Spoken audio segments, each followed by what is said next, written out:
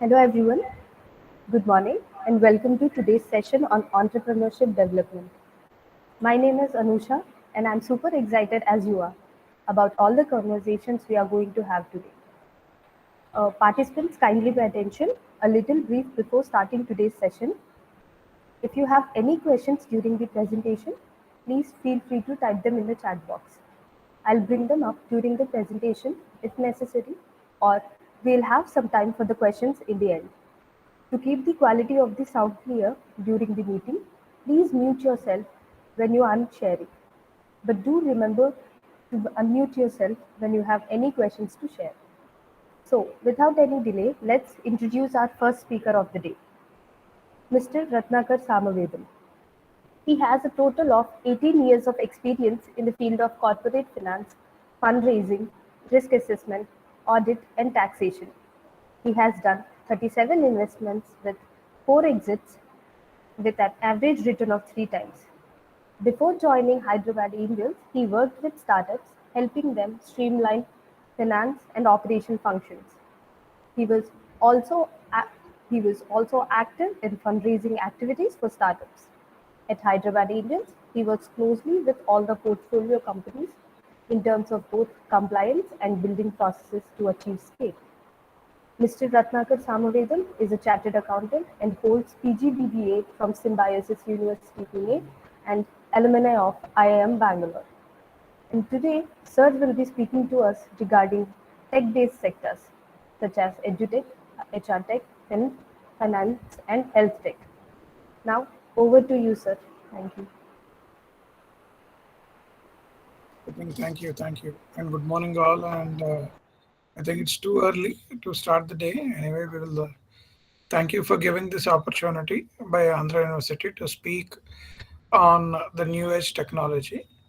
As she explained, I was in this industry for last 4.5 years in startup ecosystem, especially, and my journey would have seen more than 5,000 plus startups either attending a demo day or they're coming and presenting to me personally and other aspects. And in startup, we also seen companies closing down faster. We also seen companies moving faster. I hope you all agree. And so, if you look into the overall startup ecosystem, we look into 3 to 4 phases. The phase one is in 2008 when Flipkart started its journey because it is the first name in the startup ecosystem which has done well. At the time, India was not having good internet penetration and mobile is just picking up. They have started the journey, and the question was always there on the Indian startup ecosystem how they will scale up with the lean model. Means they don't want to have huge manpower, but the lean model they wanted to grow much faster. So they were able to showcase with a small internet capacity, which major cities were able to do and able to grow. When the bigger change has come, when demonetization has happened, I think you're all aware, Paytm, digital marketing, fintech, all that have really, really grown because of the demonetization.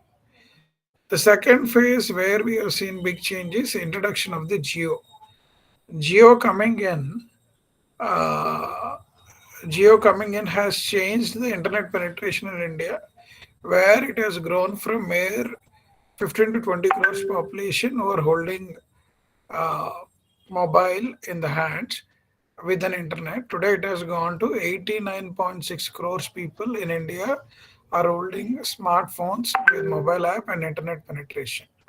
I think OTT started growing really well. This is all happened because of the Geo coming into Indian market in 2017. 2016 people have seen a demonetization. 2017 people have seen Geo. And third thing which has happened is GST coming in play. Many of the hassles which startup founders were undergoing when they want to expand across India, Kashmir to Kanyakumari, they had many hindrances, but GST is another big change. When slowly the world is moving, Corona in 2020 has hit really hard. And everybody thought Corona will pull down many industries. But what really accelerated is because of technology, people sitting at home, and since they can't go out, the penetration of the internet world has grown almost multifold by 500 to 600 times. The example is Licious, which entered in Hyderabad. They were doing around 40 transactions, 30 transactions per day. When Corona has hit, they moved almost 5,000 transactions per day. Swiggy, Zomato, you name anything. The penetration has been much, much, much, much faster. And looking into this internet penetration and technology penetration, 2021 has almost seen 45, near to 45 startups becoming unicorn in a short span. This is all because of the internet penetration, and technology has been enabler between a customer and company. I hope you all understand why it has happened actually. And today, most of the companies using technology and internet as a phase. Yeah, somebody is asking presentation. I am just started my word. I will get into the presentation. Why we are speaking about a tech-based enable startup. Sorry. So today, when you look into the startup ecosystem, people sitting in Hyderabad can interact across global, either in US, Europe, Africa, or India. It doesn't matter. Except China, we were not able to penetrate much faster. So technology has become an enabler, and technology is the key thing for success of any startup. I hope you got it. Why the technology word has become more and more relevant and become more synonym in the startup eco world. If there is no technology, nobody can speak. For example, I don't know how many of you really read annual reports of large corporates. Even if you look into companies like Apollo, one of the clear strategy is how they are using technology to interact with customer and penetrate faster. If you look into Reliance, they're acquiring companies in technology space and growing their offerings. If you look into Tata's clearly said we wanted to come with the super app to connect with companies, customers across the world. So our life is more dependent on technology, and this technology is successful only if there is a proper internet penetration. Because how do you interact?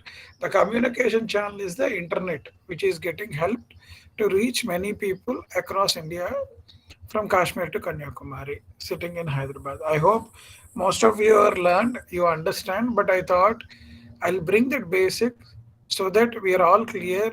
The topic what we are discussing is new age tech and fintech, edtech, HR tech, and health tech.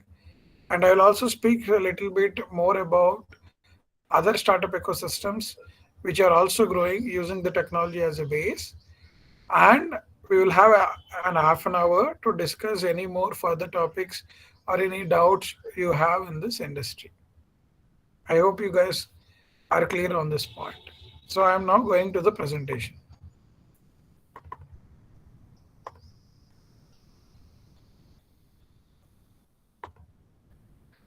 So I think one of the topic our Andhra University has requested is to speak on new tech-based sectors, edtech, HR tech, fintech, and health tech, their business landscape and opportunities. Before I commence, people have any specific point you want to cover looking into my initial talk on the technology and internet, so that it makes my life easier when I am speaking. I can correlate your queries with the current environment, what really happening. Anybody has any questions?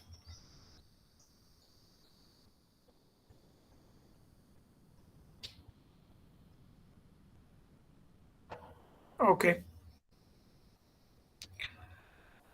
Generally, people speak about startups.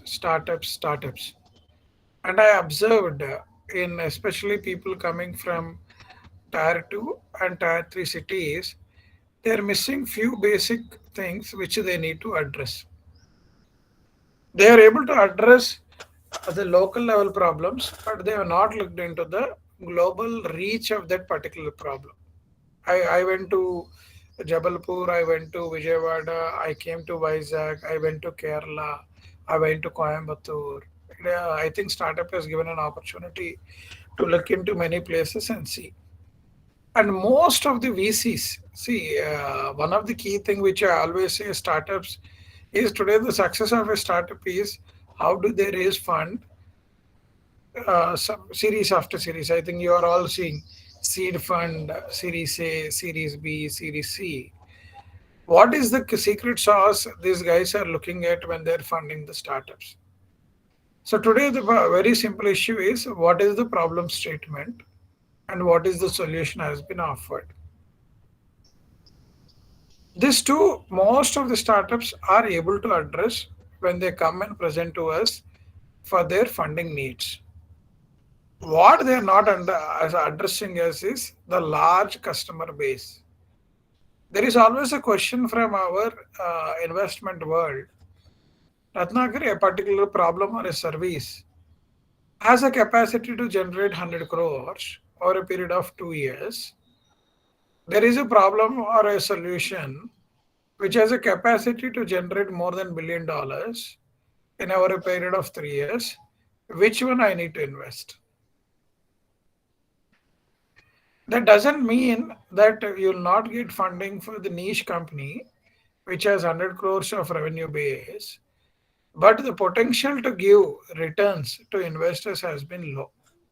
Please understand 95% of the investors in startup ecosystem are coming with a financial objective. What is the financial objective? Today, if I invest a 10 lakhs rupees in a startup, will I be able to generate a 1 crore of revenue over a period of 3 to 5 years?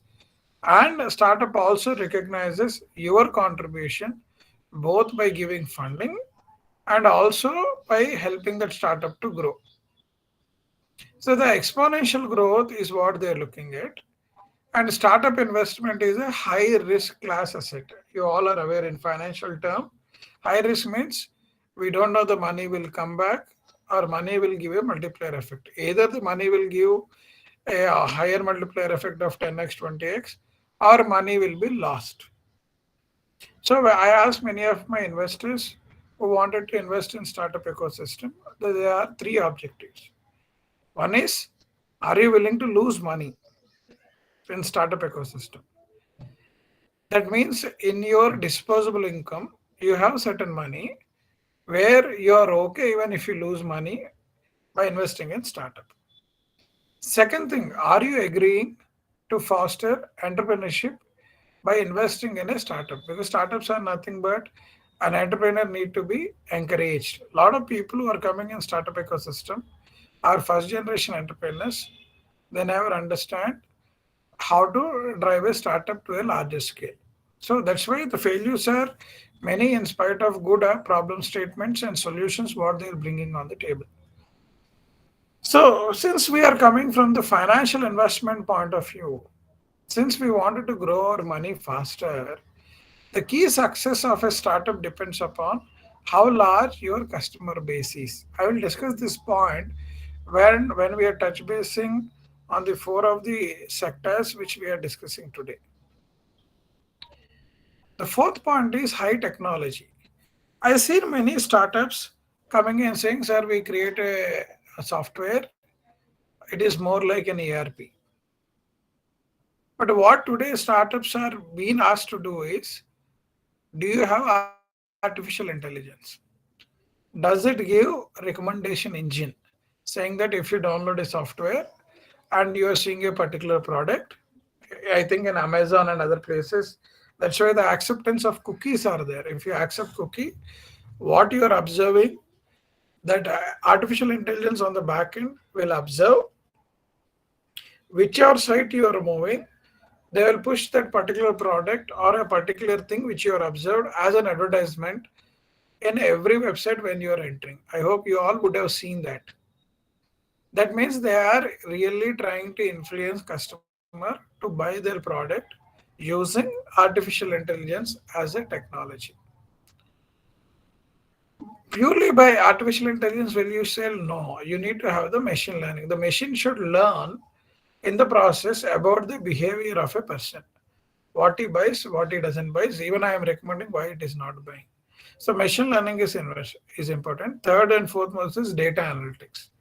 We clearly watch how the data is getting assessed. Do you know your customer? Do you know your customer will buy your product or a service? It is only possible if you have proper data analytics and recorrect your code so the machine will learn better and AI will start delivering better. That's where Amazon has succeeded and become a billion-dollar company today. I see many startups coming and saying, sir, we use Java to do this program, or we used open source. The biggest question, again, coming back to large customer base, if a particular software is allowing you to do 1,000 transactions per month, will it has a capability to deliver billion transactions in a week? They want that kind of software to be built by the startups. Please be aware. When your startups are coming and asking questions and they are looking at technology, the first and foremost question they will ask is, will your software will allow you to do billion transactions per week by scaling up? A lot of people don't have technology knowledge and they are thinking it can deliver, but we are seeing a lot of technical snacks. In the meanwhile, some competition is overtaking you where the technology is better. In Hyderabad Angels, we have many examples like this. The fifth one is BizScale. Why I'm discussing about this topic is each of the relevant point when I'm discussing during the subsectors which I am going to discuss today, for you the understanding becomes easy. And if you have any questions, please let me know. BizScale is what the new buzzword in 2021. What is BizScale? They need to grow on one of the key performance metric, either month on month 10% or quarter on quarter 35%. That is the minimum growth to be shown in the key metrics. What are the key metrics? For example, somebody says, sir, I am seeing downloads every month 1,000, next month 1,100, next month 1,300, and next month 1,500. That's what is one of the key performance indicators. There are people who are watching my website. This month I have seen my website. I got 10,000 visitors. Next month I got 15,000 visitors. I got 20,000 visitors. The visitors who are coming and presenting is another key performance. They can decide. The third is revenue. So this month I did 10 rupees. Next month I did 11. Next month I did 13. The growth is should show. If somewhere the growth is getting staggered, getting funding for startup is going to be an Herculean task. So the word BizScale has come now. This has become a key metrics. We are asking startup founders, are you ready to do the sprint? You need to go much, much, much faster than going at a slower rate. Now, there is no more a 10% growth year on year. There is no more 100% growth year on year. We are looking for 1x to 5x, 5x to 25x growth. It is what people are looking at. Recently, we would have seen some of the cryptocurrency companies were able to raise funds to become a unicorn over a period of 18 months. For them, the simple thing happened is the number of downloads in cryptocurrency has moved from 1 to 10 to 100 to 1,000 to 10,000 to 1 lakh in a span of 5 months. Excuse me, sir. Yeah. I'm not getting the PPT which you are speaking. Oh, you're not able to see? No, sir. Anybody is able to see that?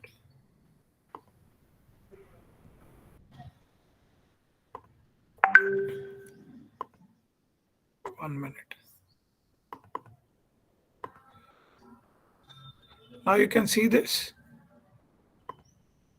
Can you guys see this? Yes, sir. Now I. Right. Thank you. No problem. So the growth has become the phenomenon thing today in the startup world. This is the growth they need to do. And valuation and cap table are other two important critical things a startup will be successful. A lot of people will ask, sir, how do I value my company? How do I look at investor? So before I move on, do you have any ideas on valuation? I think some of your previous sessions, some of the mentors have spoken about it. Anybody, any viewpoints? Don't worry. Even it looks very idiotic, no issues. It is easy for understanding. Any opinion from any person?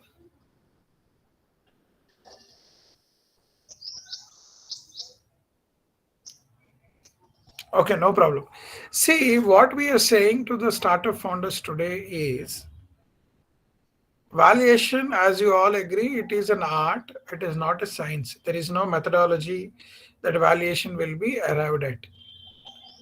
So, a lot of times I tell startup founders, for example, you wanted to grow 10% month on month. What kind of funding is needed? For example, you need to do large digital marketing. You need to reach out to 20 cities in India. You need to set up offices. You need to scale your technology. You need to scale up your team so that you are seeing the possibility of reaching a 10%. So the need for startup to do that, the minimum requirement of funding is 10 crores. Understood? You need to come. That's where you need to have better person who does the financial planning, and you come at certain number, and you will also add certain contingency. Assume your chances of making some wrong decision is 20%. So instead of 10 crores, you wanted to go for 12 crores. That is equivalent to $1.5 million. Okay. So for 12 crores. I'll tell you, in the financial world, many of the VCs are not looking to take substantial stake in the company. What is substantial stake? A person or a institution which is holding more than 20% in the company is called as substantial stake. Most of the people wanted to take stake less than 20%. For example, now as I discussed, to grow 10% month over month for next 12 months, you need 12 crores of money. Assume you wanted to dilute 20%, which people are agreeing. Then the value of the company post money will be 12 into 4, 5, sorry, 60 crores. The pre-money valuation of that company will be 48 crores. Don't worry. This is how the initial valuation of the company comes. So your financial model is very, very important. How do you showcase the growth with what amount of money? Understood? But when you cross the initial hurdle, now there are different ways and means of calculating the valuation for the company. Understood? For fintech companies, generally the cost of customer acquisition. A lot of people assume that in fintech, cost of customer acquisition is 1,000 rupees. Today, the penetration of UPI is almost 200% month on month. And I wanted to capture a billion customers on the platform where at least 10 million of them will do the transaction.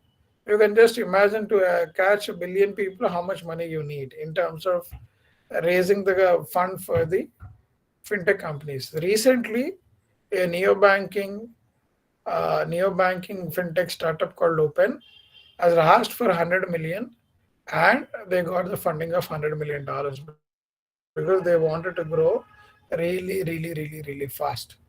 Though the company is doing a turnover less than 50 crores. 100 crores, 100 million is almost 7,000 crores money he got onto this company to spend and grow faster. So the valuation is more like an art and more has correlation to your growth strategy and the execution of the fund. Cap table, what we observed from seed stage to series B, founders should not give away shares easily because most of the guys in VC world are saying after completing series B, founders should hold a minimum stake in the company of 40-45%.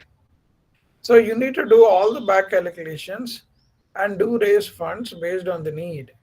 We observed many of the startup founders who reduced their company stake in the company less than 60% before raising Series A. They all lost the game of raising further funds and they came to a conclusion of closure, though they are doing well. The competitor who learned the art has grown much, much, much bigger by not giving the enough shares but doing better than the person who came later, who came earlier, performed better, but he has reduced his stake in the company because of various investors who was pushing for a large stake. I seen, sir, I think most of you people are aware, when you do a startup and you're looking for 25-30 lakhs fund, people say, can you give me 25% stake in the company? Because you are also trying, you don't know your startup will be successful. A lot of people are giving away 25% stake in the company, but they don't know what is the big mistake they are committing over there by giving away that kind of stake to the company. We recommend not to give more than 4% or 5% of the company stake. If you are doing that, many of the investors who are not knowledgeable will not fund that startup. I hope you all guys agree, right? So these are the few critical things I thought I'll address at the start to give the right method and methodology when we are going into our new age tech startups which we are looking at.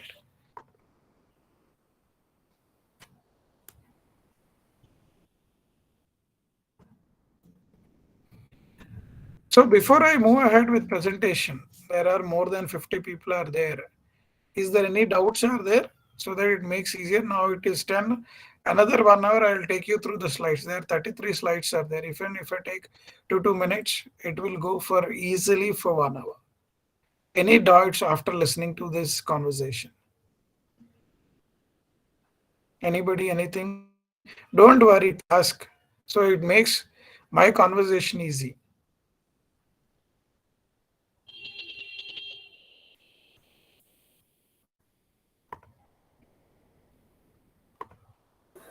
Sir, we have the expectation that we can get idea about new technology that is being Okay. used, some of nowadays software related things. So is that help us to do startup and incubation at campus? So this is our expectation. Okay, Vishal. Thank you. Thank you. Definitely, technology becomes a key player. I think the incubation at universities are playing bigger role. Only thing what I feel universities are helping is, for example, if you are doing an engineering college, you have people who are doing computer science, you are doing IT. They will be trying to come and help you on technology. And the same college has a MBA campus who has knowledge on sales, marketing, and digital experience. They will also add fuel to the fire instead of restricting ourselves. I always say the first journey of a startup entrepreneur is should ready to adopt people from different sectors so that you will get the required help and grow the company to the next level. That is the help I always look at people coming from the colleges or universities today, which they are driving the this thing. But when you come to Hyderabad like T Hub, TF is more focused on building business for you. They have a lot of mentors. They have government backing them up. So if you're looking for a government project or if you're looking for a particular business connect, they will try to bring that connect. Funding is always subjective. Please don't understand if you come to a Andhra University or you go to T Hub or you go to Kerala Star Seeding Startup. Investors are coming there, but they, as I said, they have their own requirement criteria before funding it. So we need to undergo the investor journey very, very clearly in our thought process. I am working in a college that having management is main their course. Related with that, I am teaching in engineering.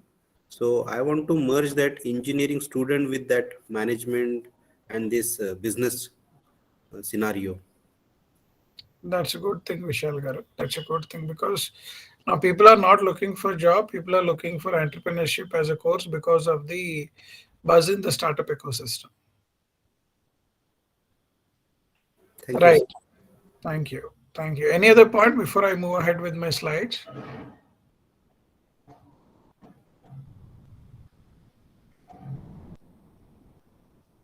Okay, thank you. I'll go ahead with my slides on new age technology. See, the session will be more proactive if you come with good ideas.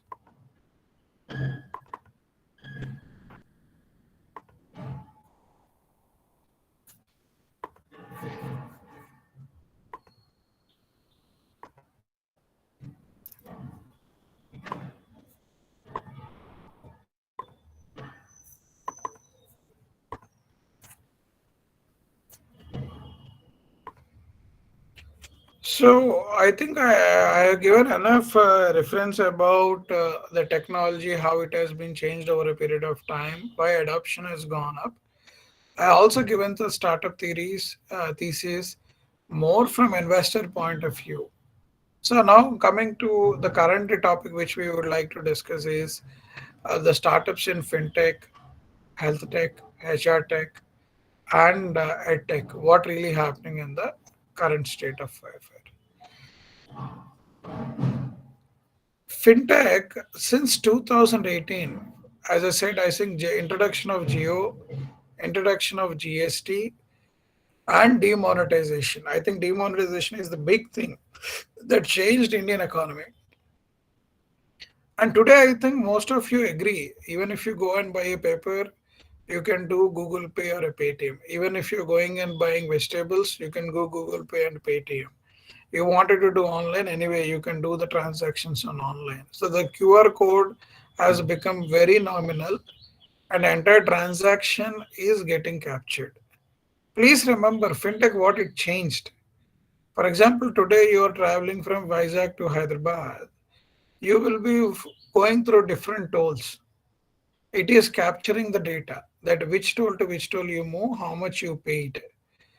So what really government has the data is, for example, Ratnakar during 2021, 21-22 financial year, he claims an LTA saying that I traveled from so and so period to so and so period for so and so purpose. Government just putting my Aadhaar card or a PAN card, it will get the data where I am on that particular day based on the transactions what happened on my mobile. Do you all agree? That has been changed a lot now. So it is not easy to claim saying that I was traveling from so and so date. Actually, you have never traveled. They know rightly you're in Hyderabad. There are transactions on your mobile. There are certain things on your this thing Paytm wallet. Entire transactions are getting captured. Please be aware. That's where the fintech has revolutionized the Indian ecosystem.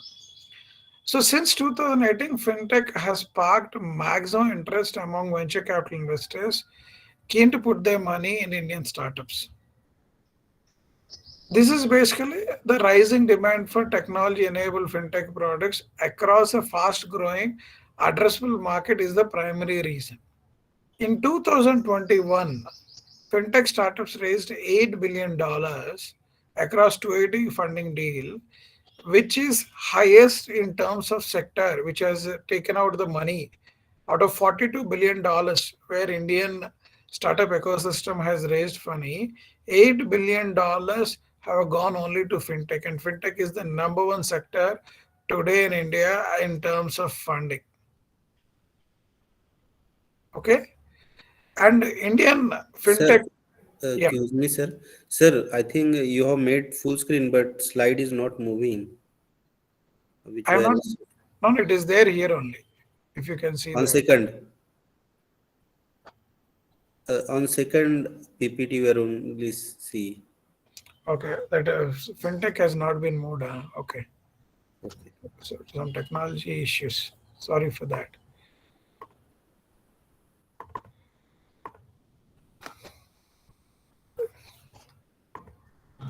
Now you can see fintech, Yes, sir.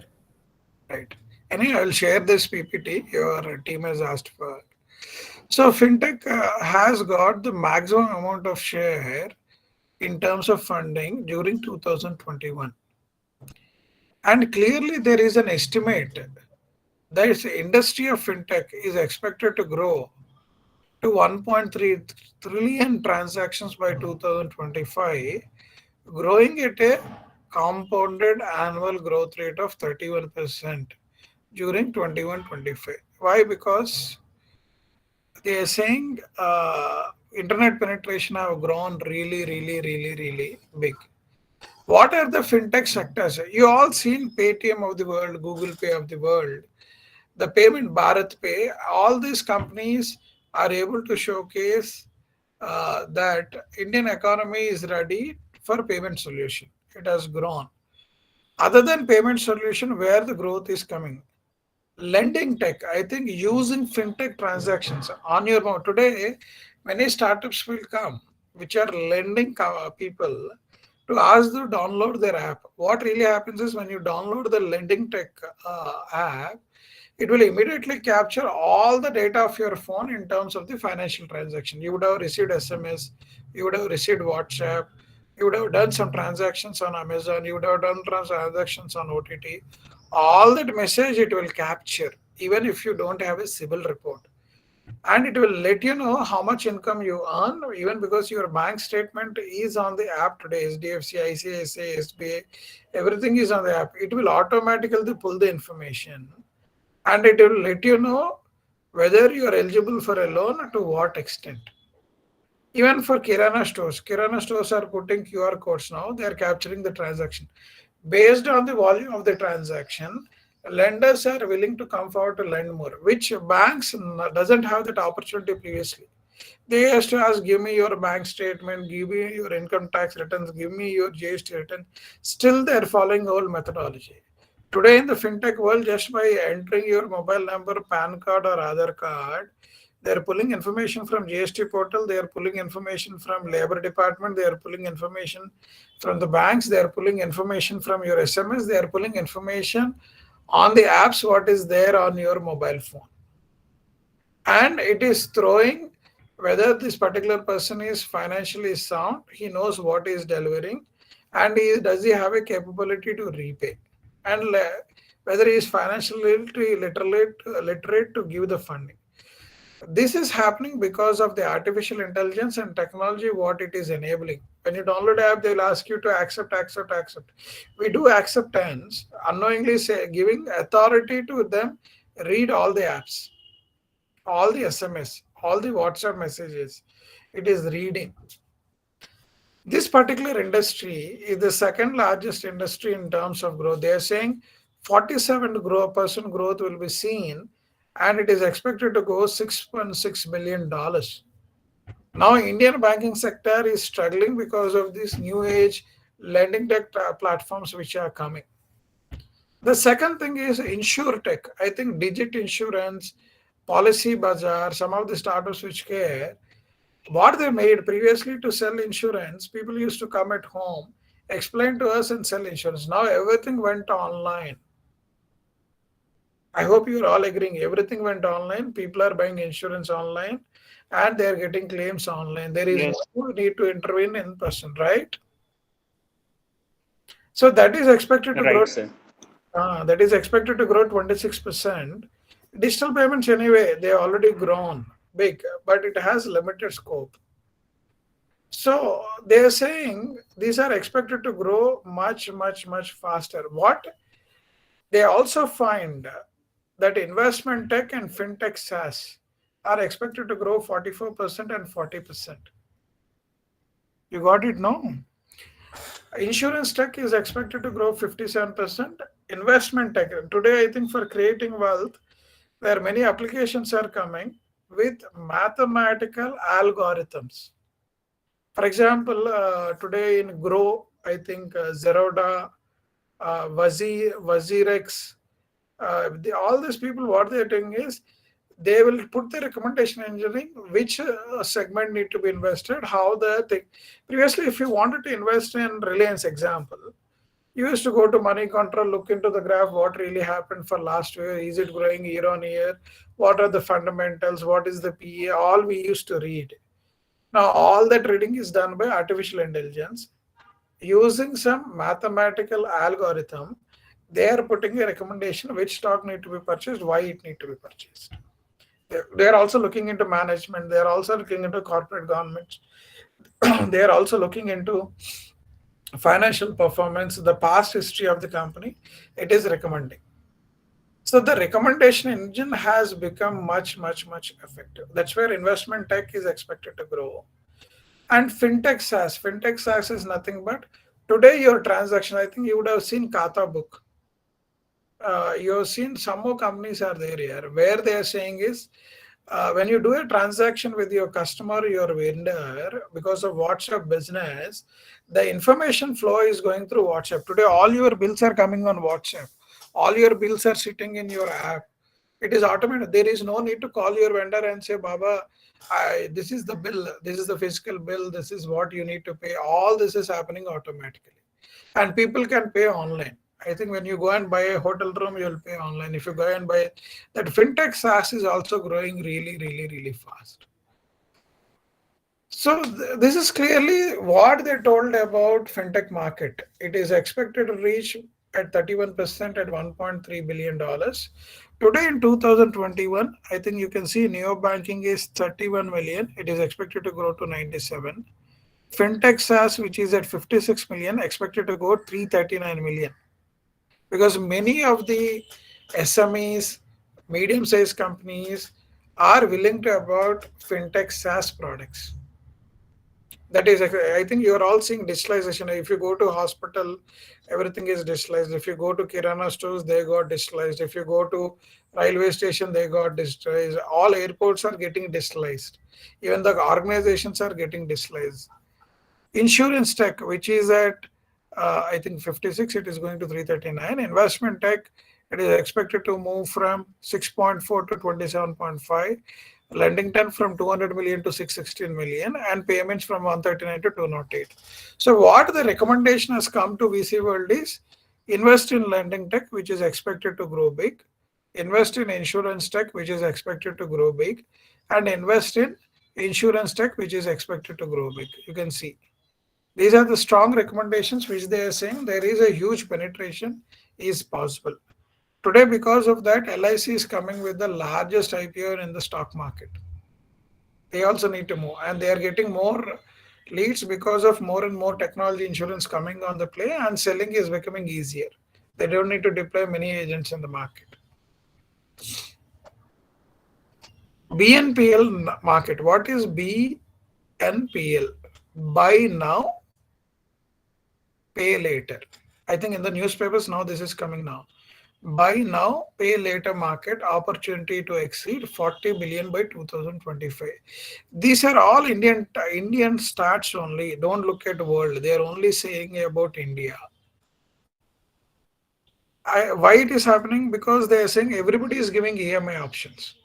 Yesterday also there is an interesting article why HDFC Bank stock shares are going 2 to 3% last 2-3 months, whereas Bajaj Finance, which is an NBFC, is going 23%. The adaptation of the technology, buy now, pay later, has become a new norm. You buy any mobile phone, take an EMI. You buy a car, take an EMI. The interest rates have become very, very low. 0% interest rate came into being. All that is pushing. You can see this is the growth they are seeing. And digital game mobile POS software is expected to go 3 to 4%. These are the emerging trends in Indian fintech market: neo banking, investment tech, insure tech, fintech SaaS, and market consolidation by established players. That means Paytm will acquire more companies to expand its operations because they raised 18,200 crores through stock market. You're all aware about it, right? Sir, For them, yeah, sir, excuse me. yeah. Slides are not changing, sir. It is still in the fintech slide. Can you please check them? Oh, okay, okay, sorry. Yeah, now you can see it. Yes, sir. 1 minute. I think there is some trouble with the Google this thing.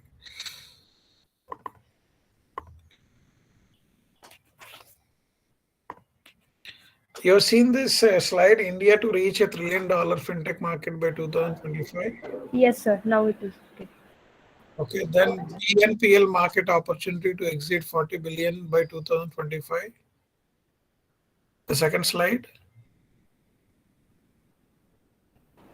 Sir, you're excuse able me. to, you're able to see BNPL market opportunity.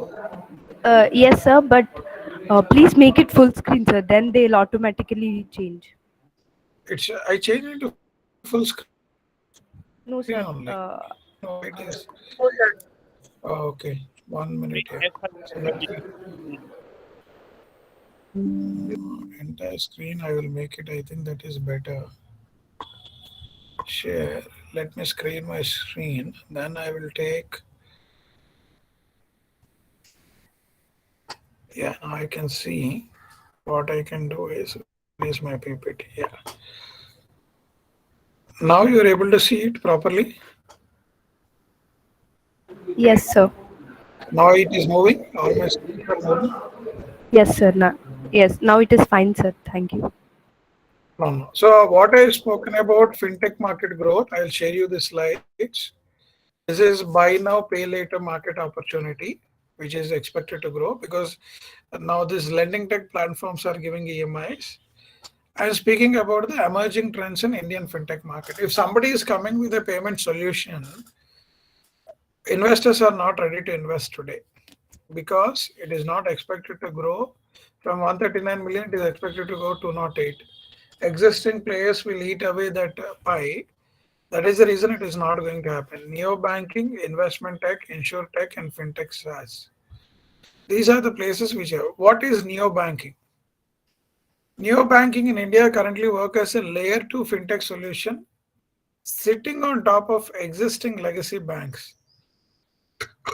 Um, like fintech firm BharatPay acquiring PMC Bank and UK-based fintech company Revolt entering India, a full-fledged digital bank may emerge soon. See, what they are trying to do is many of the existing banks are converting into a digital banking solution. Both they are doing lending, they are doing payment platform, they are selling insurance and all other thing. It is called as a neo banking in the current world. That has been started with BharatPay acquiring PMC Bank. That is a big, big change in the market scenario today.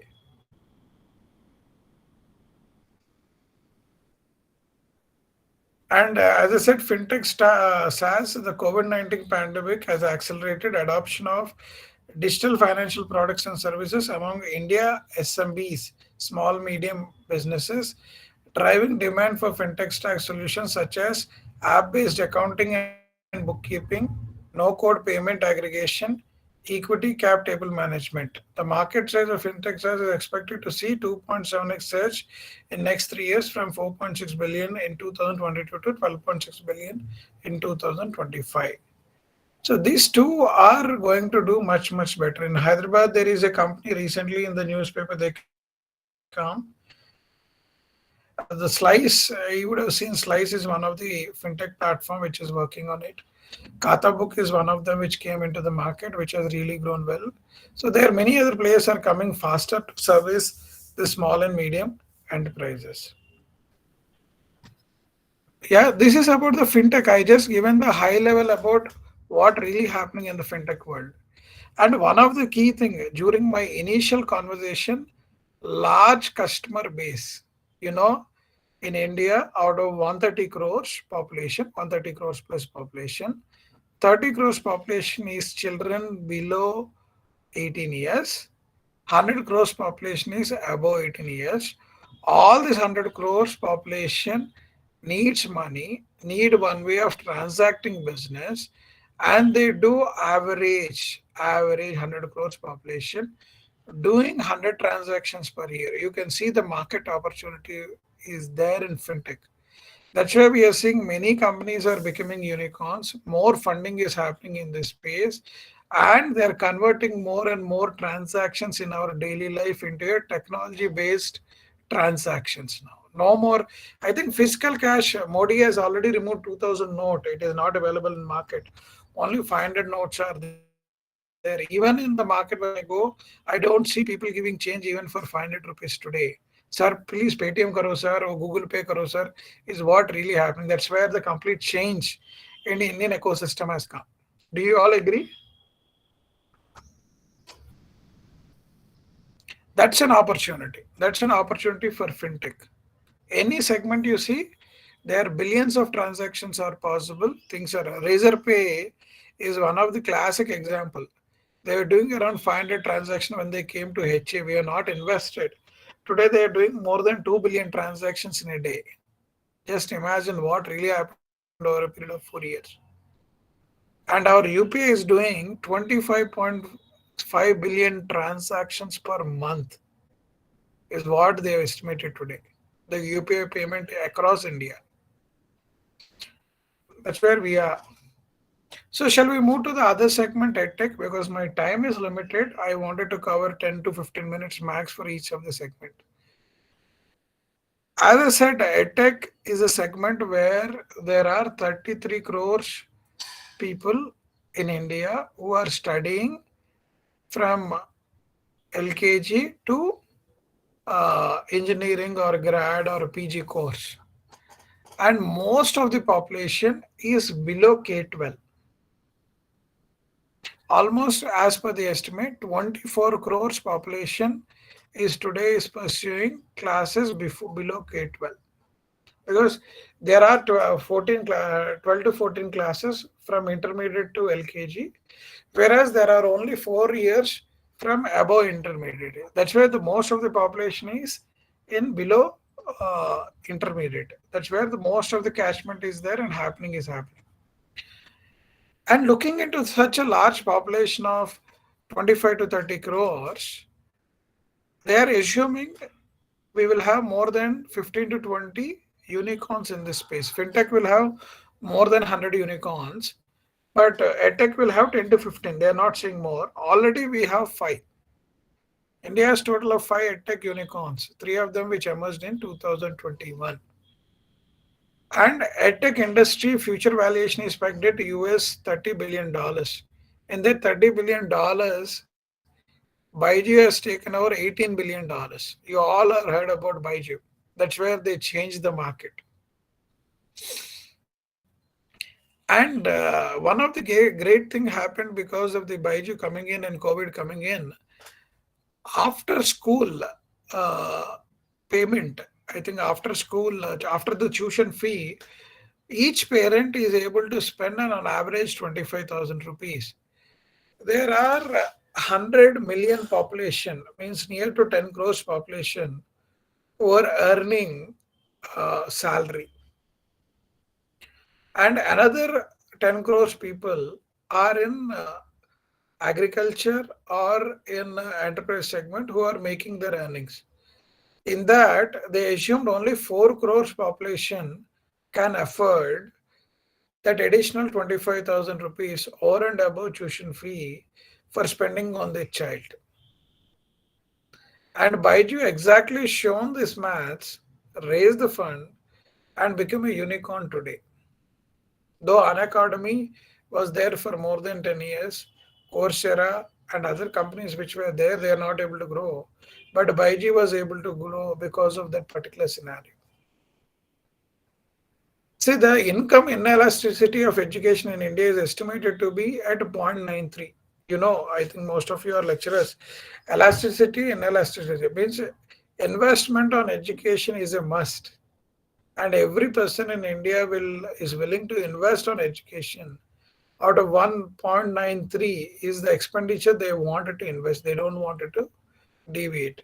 Indians are more inclined to spend on education.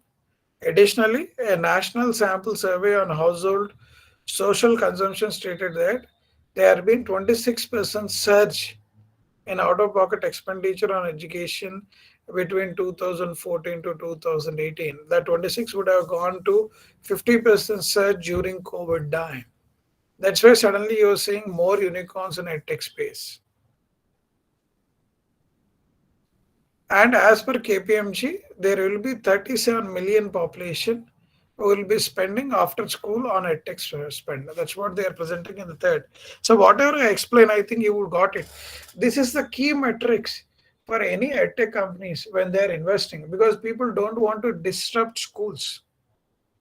People don't want to disturb the current education, which has been built over decades of the life, centuries and centuries of Indian economy has been built on education. They don't want it to change. What they wanted to change is enhance student capability of learning by putting other required arms. If you're going for a war, I always see people are going to for a war, he has learning, but you need to give arms and ammunition like all other factors. That's where these after school teachers are helping them to excel in the schooling, in their career, in their thought process by doing after school tuition today. So as I said, what are the different categories of digital learning market in India and major players? So as I said, K-12 with current enrollment of more than 250 million, the K-12 segment is the largest and most attractive segment for digital learning providers in India. So you can see where this K-12 is going is smart class solutions. I think class 12, which has become a unicorn recently, online tutoring. I think Baiju is there. Online preparation of exams. Vedantu and Unacademy is helping. Simulation and virtual reality. Some startups are coming today. STEM learning, AR and robotics, and assessment. You can see QMath, Step App, Whitehead Junior, and Campfile are a few of them. Test preparation, there are many companies are coming on the test preparation today. Online certification. Now recently, Government of India, University UG grant said, I think startups cannot give online certification. That's a negative thing. If somebody who has invested, all that companies would have gone for a toss. Skill development and enterprise solution. Class Plus, I think I was mentioning about the Class Plus here, which is becoming a unicorn, where they're providing solutions for the colleges.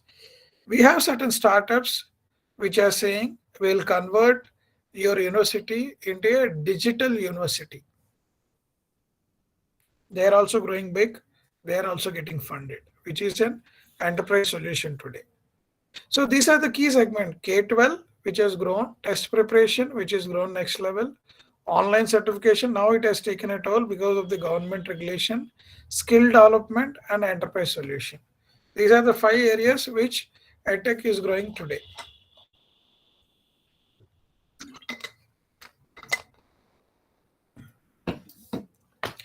You can see in K-12, currently it is $1.16 billion, projected to be $4.3 billion.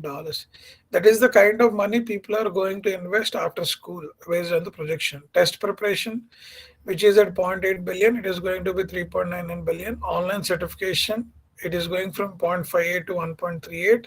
Skill development, 0.26 to 0.73.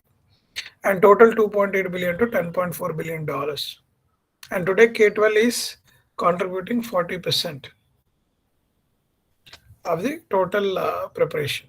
So a lot of startups are in this space here. K-12 test preparation, reskilling, online certification. Many startups have raised funds. More than 5,400 startups are there in a tech space today. Why test preparation? Large addressable market, price advantage over offline counterparts, availability of the non-payables. Previously, for test preparation, people used to go to nearby tuitions, get their tuitions from the sir. Now people are available across India. The best of the best people are available. They are going for the online. Online certification, partnership with known university colleges, convenience and popularity. I think many of them sitting in India are able to get certifications from Stanford, Michigan, and other people. I think some of you would have availed that opportunity. Yeah. So there are trends in Indian tech, substantial increase in user base. This is only possible because of the COVID, nothing else. Few things like edtech firms like Vedantu, Baiju, Topper, Unacademy have seen a substantial rise in traffic share during the pandemic caused lockdowns. There's been 30% increase in screen time on education application. On smartphones, since lockdown has happened,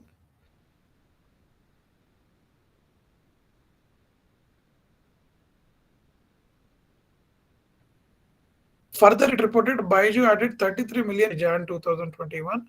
Topper also reported 100% growth in paid user base. So this is the trends what they have shown actually because of the lockdown. And Facebook also collaborated with Central Board of Secondary Education to launch a certified curriculum on digital safety and online well-being, as well as augmented reality. That's what they are doing. So a lot of activities happening on the edtech space. And K-12, as I said, the other key drivers is K-12 parents prosperity to pay. One of the key things you need to observe, India per capita during 2000 is 960 or $980. Today, the Indian per capita per person moved to $2,900. In cities, it grown more than $4,500 per annum. So the per capita growth almost tripled in last 2 decades. And this decade in India, it is expected to go from $2,800 to $5,600 by 2030. Though the spending parameter of the person is changing now, the money growth is happening, and their spending on children is going up. I hope you all are watching it very closely. What really happening in the tech space? So that's why K-12 is really growing, increasing competitiveness among children. Skill development, growing interest in upskilling, price advantage and convenience, and enterprise solution need for online product offering, requirement of remote workplace management tools. That's where they are going. And what we've seen is value-add services with regular courses like group discussion, live projects, career counseling, and internships have grown really big now. Many of the startups are coming. Y Combinator of the world has selected certain startups in these areas and gamification of e-learning experience. I hope some of you would have seen how the gamification is helping to understand and assess a student. So I will stop here both on fintech and edtech. If you have any specific doubts, because if you move to other two segments, you'll forget what we discussed. If you have any specific doubt on fintech and edtech, you can raise now. Hello, sir. Yeah. Sir, my name is Ajay. I'm working as a DY Patil University as a professor. So side by side, I open my NGO in skill development. So my question is that, and right now, as you know, that skill development definitely, give a great growth in India mostly. But I open international, that is globalized skill foundation. So uh, and right now, of course, I am investing all the money, all the things from myself only. So is that good decision? Is that really will be growth in the future, skill development industries or something? We are providing free skills development to the college final year students, sir. Like suppose you are professor, you have a 500 student. Now they reach in a MBA final semester. Now you have how to give the job, how to arrange the internship. So we are providing this all the time free of cost. This is the this kind of skill we are providing. We are providing internship and job opportunities creating a civil. So is that a good decision to in 2020, 22? Yeah, where skill development has took a toll, though, if you remember, Modi started in 2015 on skill development, and he also started a skill development organization. Every college has that today. Why it has not taken the shape what he thought is, after doing the skill development, many of the people not able to acquire the jobs. Yes. And what really happened is more number of people who wanted to interest into this particular course has come down, and it moved from the financial gain to the impact area. Impact means it is like as you said, you are an NGO organization, you wanted to impact the society without any financial backing for you, right? Right. No. Yes. Yes. So financial investors have seen skill development is not a great game in terms of investing. There is money, sir, don't assume. But out of 100 people, 80 people will say no, the 20 people will say yes. Who is the 20 people even I need to watch out for? Because only because of that, man. Because people are not able to get the job, the enrollment is coming down, it is not the same. As long as Yes. you're looking like impact, people are happy. And somebody has raised a question as there are funds from government, you can apply and government is willing to fund it Thank you. as long as it is impacting you. Yes. Okay. Any other questions from other members? Sir, my name is Kabir. Kabir, yeah, Kabir, go ahead. Okay, somewhere you mentioned about some regulatory constraints on online certifications. Can you just elaborate and what will be the impact on EdTech on? Not much impact. See, generally the certification will be granted by state government or a regulation given by the central government, like UGC and other people are given the authority. Whether the certification given by EdTech is recognizable for jobs, they said from the government job perspective and government recognition perspective, they don't want it to do.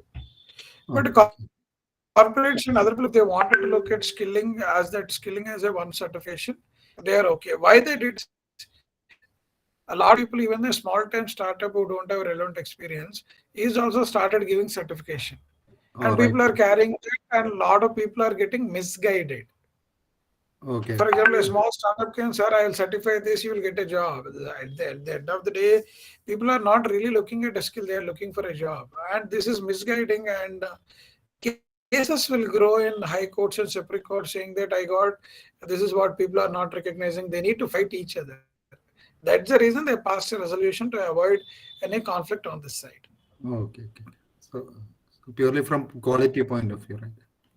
Correct. But Okay. it is very difficult to control, no? Who will Yeah, give right. and what kind of. Because on the other side now, UGC is allowing online universities as such courses and all. Yeah. Right. Okay. That's an issue, sir. You need to understand when you sit as a PM of this country and looking at 130 crores, what really happening on the ground. So I always quote this example. How many rapes are happening in India? Maybe all put together, not even 20 rapes in India. But Yeah. the administration, police, all the aspects, even proposals are very stringent. Even that 0.1% people don't want it to do, not even think about it actually. The same way government is negating and telling people, you be cautious.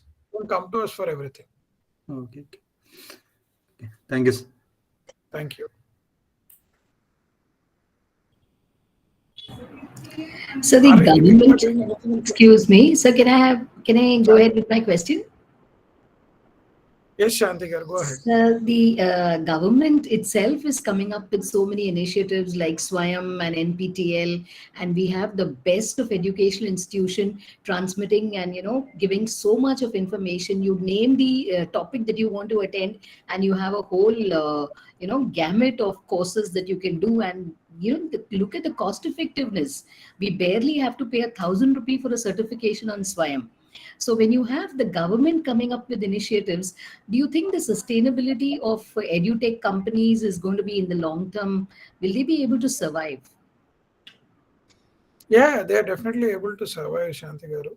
I think a lot of people look at private than the government, because government has not able to demonstrate much more governance and quality when they are delivering, which the general perception where many of the people in tier 1, tier 2 cities. You should be aware. In US, a lot of people will send their children to the government schools. Nobody will send to private school because it is unaffordable. But if you look at India, all the people are sending their children to private school, not to the government school. The only reason is lack of confidence on the government ecosystem, and people are not perceived positively. Though the government wanted to do many things, that's the reason the private players in edtech is really growing faster actually. So here the mindset is like I'm attending a course from IIT Mumbai or I'm attending a course from Kharagpur, and by the best of brains in my country.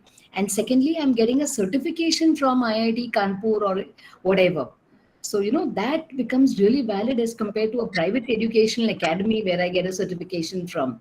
So that with that perspective, I was wanting to know whether edutech companies will still survive. No, no, we are focusing more on K-12 and below, Shantigaru. I am not speaking about K-12 and above. There are very few companies out there which they are able to grow. As you said, it has its own competition at that level, because by the time the maturity of student and parent has been much, much better. They know what they need to do. Because before 12, K-12, you don't decide your career. After K-12, you decide your career, where you wanted to head, and what is that you wanted to pursue. So if you look into our tech market, it is more below K-12, not above K-12. The market is very small. Yeah. Thank you. Thank you. No questions on fintech. All are from IT college. Sir, Yeah. there is a question in the chat box from Madhu Somlapura. Okay. No, yes. Is there any government funding? Is there? That's the question, right? Yes, Yes, government is funding. Yes, government is funding. Please be aware. But it is coming with a lot of stringent norms, because initially when they developed the skill marketing, many political parties and many politically related companies have lifted the funds, but it has not given the desired results what government wanted to do. Today, Modi is very, very clear that whatever money he is spending, he wanted to see certain returns.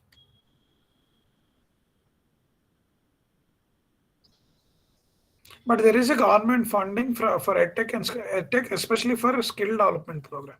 As there are funds. There are funds today for that. Unless you collaborate with any university or any college which has a reputation in the market today.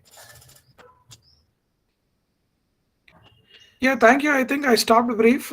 We have another 45 minutes. So what I will do is I'll take you through the HR tech and health tech which you asked for today. Just a minute. So I'm going with health tech. Hey, before I start health tech, one of the key thing you need to observe is most of the doctors who are reputed, who have spent more than a decade in the market, are not willing to change. I think you are all aware change management is the most difficult thing a person can do, and doctor ecosystem is struggling. But what is that happening? Keeping doctor aside, all the services around doctor is getting converted into a digital mode. Please be aware, this is exactly happening. I'll go through that health tech. What really happening is all the transactions which are around doctor is getting into the technology mode, and they are growing much faster. So that is what is happening. So what they are saying is health tech market is expected to reach $638 billion by 2025. Today it stands at $200 billion as on today. So it is expected to grow 3x. Where is the health tech industry consolidation is happening? So low, medium, and high sector consolidation, sector launch, sector growth for scale, sector consolidation, sector equilibrium. That's what they are seeing. VC investment on smaller VC investments, some small M&As, growth equity investment, high volume mid market strategy M&A, low volume large scale strategic M&A, limited M&A, this thing. So where is the health tech industry is going is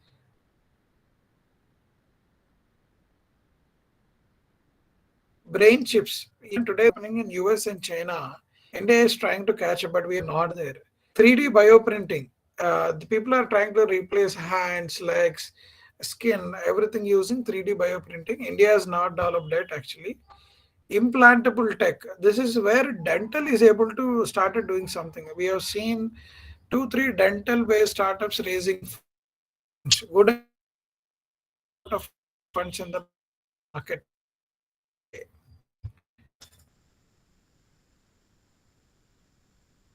Bionics, I think it is growing.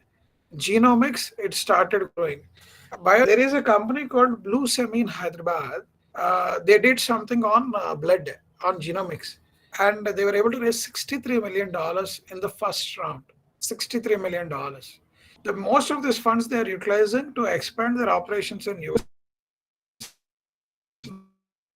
not in India, because India still it is not growing at that pace. Ingestible tech, this is growing.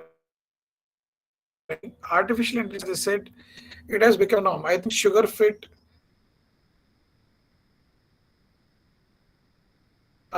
Spark, Practo, started getting into artificial intelligence. As I said, the technology is the key, and AI is very, very important metrics. Electronic health records, I think EHR, they call it as EHR, electronic health records. This is like a SaaS, this is like an ERP. Now it is moving into more technology placed. Remote monitoring, I think telemedicine, remote monitoring is started growing very well. It is getting into a matured stage. Big data is already a medical tricorder, personal health data, quantified self, wearable tech. I think Apple is investing heavily on wearable tech. Activity trackers, you can see Healthify Me and Fitbit and a lot of other things have come, and the health apps. These are all taking a good amount of maturity is coming in this segment. It is growing in this segment. It is still nascent in this segment actually. If you look into the health tech curve, where it is moving around. So where India has invested heavily, telemedicine, online doctor consultation. I think Practo started. Call Health is there. I think you would have seen Practo and Call Health. There are some other companies are there. It is very small. Sorry, I will send you the share. Online pharmacy. Everybody know 1mg, NetMeds, PharmEasy, MedLife. All these companies. Why online pharmacy has really grown? Do you have any idea why it has grown?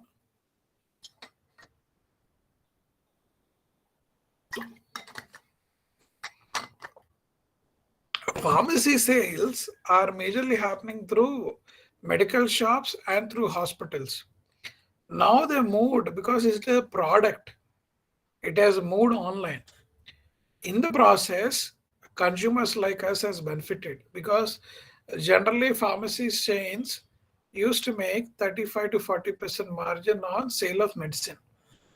Because of online pharmacy, I think you are seeing in every medical shop quoting 20% discount. All the people margins came down sub 10% today because of the larger penetration. It has benefited the consumers a lot, and some of the database what government was able to get from these companies, they were able to course correct the cost of medicines in the health space. Actually, I think we should thank online pharmacy. I think India is slowly going into fitness and wellness. CureFit, those a lot of other companies are there, which are really focusing on fitness and wellness. I think people moving more and more in this segment. A lot of investment is going. Healthcare IT analytics. InnoWalker is the first company which has become a unicorn. Cure.ai, which looks into radiology. They have started giving a lot of data. Self Turple is another thing. There are good companies have come actually in health organization decisions, better analysis of business operations. Uh, and one of the key thing I think if you observe recently, I will show you on the other side. Skincare. Previously for skincare, people used to go to doctor. Now if you take, because the camera selfie cameras have grown and other things have grown, by taking the photograph of your skin, it is able to assess is there any problem in your skin, and they can suggest that is really growing well. Image management actually. Home healthcare, I think it is really growing big. Home healthcare now, a lot of people started sending people at home for services. And this segment has grown almost 300% in last 2 years. Personal health management, I think people start tracking. As I said, Apple has been able to make big share, and Fitbit raised large fund. They went into stock market, and able to close big ground by themselves. MedTech and others. As I said, genomics, marketplaces, and other things are happening. These are the segments which have taken place in healthcare. So most of the emerging startups in preventive healthcare now, preventive healthcare is not much known in India during last decade. Now this has become a new norm. I think all the children, all the people are discussing about preventive healthcare, fitness and wellness, food and supplements, diagnostic and therapeutics, health insurance, and health monitoring. These are the emerging trends which are really, really growing because the health consciousness of the people are growing. What is this? It is saying because the health consciousness has grown, organic food produce companies have really grown big. Organic supplementary companies have really grown big. Dry fruits have really grown big. I think you're all observing that. So this particular trend not only helped the health tech startup, it also helped other segment in organic space. Even Mama Earth, which deals with the natural ingredient, has become a unicorn in short span. So the change in consumer behavior is really, really seen today, and we are seeing a better India going forward as this change is inevitable now. And where is the e-health value proposition is coming is telemedicine, pre-booked appointments, higher availability of specialists as an aggregator, consumer reviews and ratings on the app, price listed to enable choice, integrated offering. This is where the telemedicine is really grown, one-stop shop. I think today a lot of people are saying I'm fine and other people are doing extremely well in telemedicine. I don't know how many in Vizag are using it. In Hyderabad, the penetration is much, much larger. And Pristine Care, I think you all about the Pristine Care, which has become a unicorn in a short span of 36 months. They're able to raise and changing entire surgery market in India today. Yeah, e-pharmacy and online fitness, we have spoken about it. I just given something. Telemedicine segment is dominating the e-health market today. That's what I said. Telemedicine is really, really growing. Any companies, any startups which are catering this particular telemedicine area, there is a huge scope for them to grow. You can see this red color pie because now people don't want to go to hospitals. People don't want to go to clinics. Instead, you can assess, diagnose your problem using telephonic or a Zoom meeting invite. They are also coming like a telemedicine. You would have seen ad from Urban Clap on this side today actually. So this is really growing because of the change in behavior. Because they are doing online transaction, they are ordering their medicines online. They are also tracking the fitness and wellness. This is where clearly they are saying this segment is expected to grow big in this particular segment. I request your startups to encourage in this side. So, rise in e-health adoption driven by 18% CAGR growth in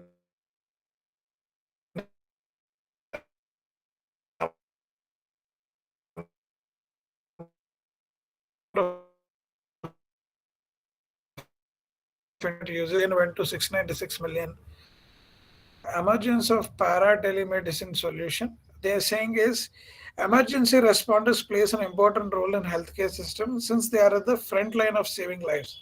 Hospital will be using telemedicine solution to connect paramedics with intensive cardiologists and neurologists to deliver care faster. Paramedics will use such solution to connect with top specialists even before patients are loaded on the ambulance. So this particular segment is expected to grow really, really, really big. So we invested in one startup called StanPlus, which is serving an ambulance space. They're investing heavily on this. I'm not saying because H has invested. It is our observation of what really happening. Use of artificial intelligence integrated software. It is a must. I think a lot of people are looking at a chatbot. In Hyderabad, there is a startup called Finbot. What Finbot is trying to do is they will come and do your blood test. They will assess your blood, and based on questionnaire, it will start raising, do you have a headache? How long the headache is there? what are the symptoms you have seen. Based on which, today it can't recommend a medicine immediately. Chatbot cannot recommend because the medical health guidelines and WHO is worried that if artificial intelligence started giving medicines, what happened to doctor ecosystem? They still said the personal interaction with the doctor is needed before prescribing a medicine. It is a mandate. So because of that, after doing all the discovery, previously that conversation with the doctor used to happen for 10 minutes. Now you doctor will get the data on the left side. What are your symptoms? He will discuss for 2 seconds and sign a prescription. You will order it, you will get your medicine online. So previously doctors in a day used to see max, a good doctor max can see 50 patients. Because of artificial intelligence, a good doctor or a little bit average doctor is able to see 1,000 patients a day because of the chatbots. This is what I'm calling AI powered chatbots. This is happening now in the market. And combining brick and mortar with digital technology, all the clinics, all hospital chains, you look into Apollos of the world, Max Cure, Fortis, which are listed in the stock market, Vijaya Diagnostics, all speaking about digital technology. They are not discussing about brick and mortar. They are seeking about digital technology because from the same location which they used to serve 1,000 patients, from the same location they want to serve 10,000 patients. And the average cost of serving a patient is coming down in price by 1/5. That's why the digital technology adoption has grown big. Again, you can see in stock market, Infosys, TCS, all the software companies are really growing. Today, the software salaries, you are all will agree, a person who is drawing 10 lakh salary has immediately jumped to 25 to 30 lakh salary in the market. The demand is so high, the supply is very small in technology because of this digital adoption in every segment. The technology guys started making huge money in the market in the current ecosystem. And bundling of the services. This is another this thing. So few more are there. Wider application of robotics are going to happen. What I heard in US is most of the COVID hospitals are being deployed with robots in serving the customers instead of human being because it is getting attracted. Cloud infrastructure for healthcare record maintenance, 3D bioprinting application, nano medicine, precision meditation is from home they wanted to do. There are many new things are coming in the market. I will stop here. If you have any question on health tech, if somebody is looking at health tech companies, something they are working out, you have any questions, you let me know before I go to HR tech space.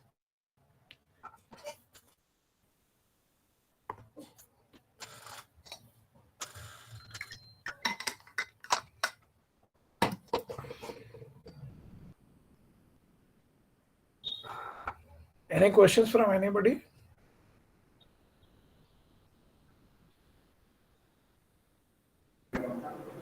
Sir, there's a question in the chat box Okay. One minute. from Sivakishan Nandyala. If the most human activities will be done by machines, how will the future customer earn his living? Sir, I will tell you, this is an interesting topic because we have seen now almost 4 decades. In 1980, there are no TVs. TVs came in. 1990, computers have come. 2000, mobiles have come. And now artificial intelligence have come in 2021. What really it has done is it has increased opportunities for human being. A lot of people felt, Are Baba, what is this computer? If computer comes, what happens to my job? No. I think previously when people used to write accounts manually, people used to do a lot of manual work, the activity was small. Now the activity has really grown.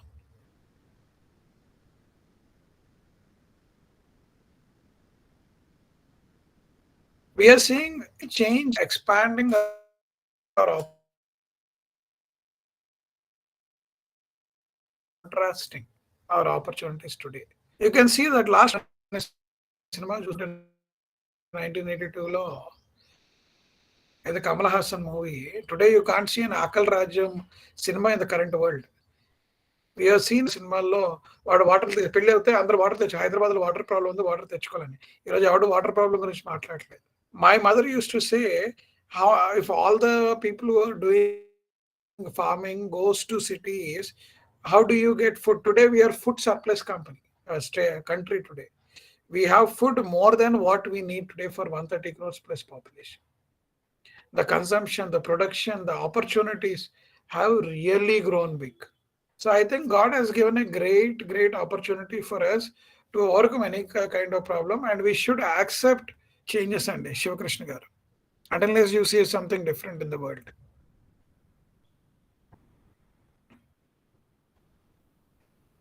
These are all conveniences which are bringing to the human people today. Yeah, thank you. Because I thought I will take one question. That's good to see. Now we will discuss about HR tech.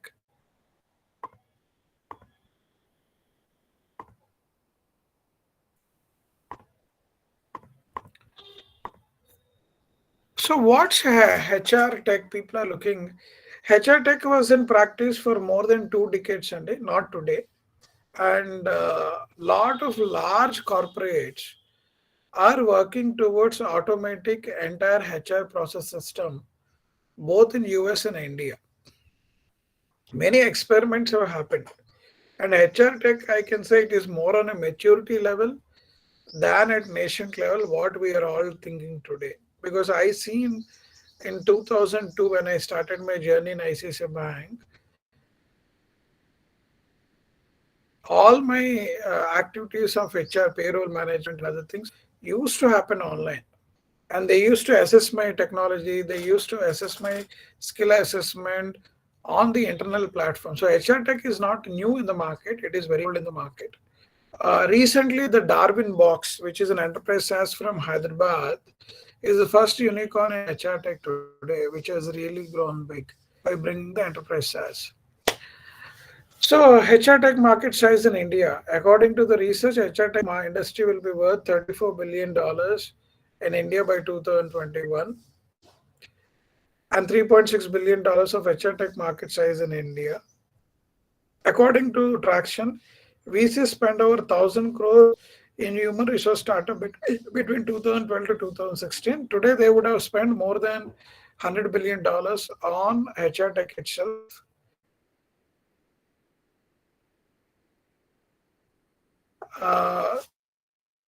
That's what they mentioned. Approximately 116 million was in Indian HR tech startup and worth $1 billion. HR tech market overall 53 billion tech, and which is expected to grow multifold, because again it is the organizations which are driving it, and it is a people management. And in India, over a decade of period, the number of employees who joined into government and private sector organization has not grown that significantly what we have seen. The Indian HR tech market is expected to grow 25% in next 5 years. What are the HR industry trends? Remote and hybrid work models. I think Zoom, you would have all seen it got listed in stock market, and it has really grown because of the remote and hybrid work for Cisco, Zoom, Google, Microsoft Teams, all that have grown because of the remote and hybrid work models where they're providing solutions and employee experience. I think many people in Hyderabad, when I discussed, they said the productivity of employee has really grown multifold compared to them coming to office and doing a work. And they have been monitored using various technology tools today, especially in HR industry. And most of the HR softwares are cloud-based now. They are not going for a location-based software, what they used to do previously. Employee wellness and mental health, I think a lot of investment is happening here now, because they are not able to monitor employee in office, and they are looking at wellness of the employee and mental well-being of the employee is what they are looking at. People analytics, virtual recruitment and onboarding. Sir, here there is most of the money is happening, virtual recruitment and onboarding. There are many companies in this space where the growth is multifold, because the recruitment is an ongoing process even for a small and a large organization. Today itself in newspaper, Infosys CEO said he is going to recruit 55,000 people in next 2 years. For selecting 55,000 people, definitely you need to undergo more than 10 lakhs resumes in the process, and that has been automated to a larger extent. I hope you all agree. And AI is a must. So these are the things they are saying. Core HR software, moving towards efficient workplaces. Now there is no more core HR. How your workplace is going to be more efficient. Andhra University, are you using HR software to manage all your employees today? We have seen this is happening across Hyderabad in most of the colleges and this thing. Employee engagement and retention is another key to the growth of the HR software. There are many tools came in this mindset. Employees are moving their mindset from routines and packages to experiences that count to what other things they are getting value add from the management. Recruitment revamps itself with AI. I'll show you many examples in AI. Next gen performance management is what is happening today. The performance management, most of the company removed the performance management cycle. You can see the article last 3 4 years. Dr. Reddy's, Infosys, TCS, ICICI, all the large corporates will not do yearly performance appraisal. Performance appraisal is a continuous process. System will throw based on the experiential learnings what they've thrown and what is the increment they can be given by comparing with the market comparatives. A lot of things are happening. And health tech will join hands with HR tech because employee wellness is one of the things which we have seen. Health tech and HR tech is going to join hands, look at employee well-being, physical training, nutritional planning, and other things are the needs of the hour in HR tech. So this is an interesting piece which I would like to show where HR tech is going. In HR tech, there are three core areas: talent acquisition, core HR, and talent management. These are the global companies, sir, what you are seeing today, which are coming. Not many of the Indian companies were present in this segment, as you look at. So sourcing is one area. There are many companies are there. Recruitment marketing is one area. Many companies have grown. Assessment of the candidate, application tracking. Not much people are there in application. When the identify source, when they bring the assessment, when they track the application, there are only few softwares to check whether Ratnakar has applied previously, when did he apply, at what time, what he is doing. After that, whether he was able to grow or will he stay back is what they call it as applicant tracking. There are many hiring tools are there. Either it is a video conference, text to speech conference, a lot of other things are there, and there is an onboarding that is called talent acquisition. Many of these companies are in this space: sourcing, recruitment, assessment, application tracking, hiring tools, and onboarding.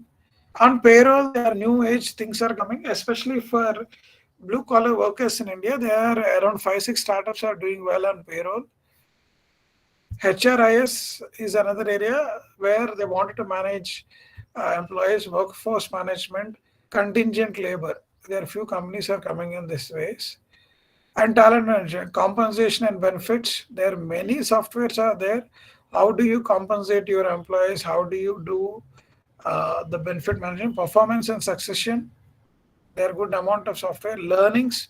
I think a lot of people are doing training and learning. Employee engagement and talent analytics. These are the areas entire thing is happening. They are calling as emerging, challenging, and leaders in this space. So, any questions on HR Tech? Anybody is pursuing on HR Tech in your course? Any of the startups you have gone through with them? So basically in HR Tech, we have kind of, boutiques for each of these functioning. So do you have anyone who's coming with a, all comprehensive where they look at talent acquisition, talent management and core HR functioning? They are tools, but what we observed is they are not successful because each one needs specialization and they wanted to excel in that. Today, the market is working towards that direction. They don't want a jack of all. They want you to be specialized in one particular segment and grow big. So these hiring tools are growing faster now. And where is the money going today is on the hiring tools in India. Sorry. Okay. Most of the money is going towards hiring tools today. We have So seen any performance. example that you could tell us of, any tech that is being engaged at employee engagement? See, we have ఒకటి cake అనే software ఒకటి ఉంది, salary box అనే ఒక software ఉంది, pension box is one software which is there. There are another 4 or 5 softwares which are doing well in employee engagement area, especially.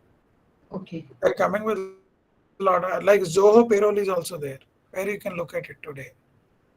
So I didn't get that word. What was that? Zoho Payroll. Okay. ZOHO. Zoho, they become a Okay. unicorn now. They Yeah. last quarter they published the results. They did 5,200 crores of revenue with Oh, 1960 crores of profit. Zoho has done that, getting into accounting and cloud-based thing today. all right. Thank you so much, sir. Yeah, in hiring tools, I'll give you example. We've seen many companies in Hyderabad. Example, today you're looking for a person because I'm a chartered accountant. You're looking for a chartered accountant. It will go and connect to monster.com, naukri.com, indeed.com, many places are there.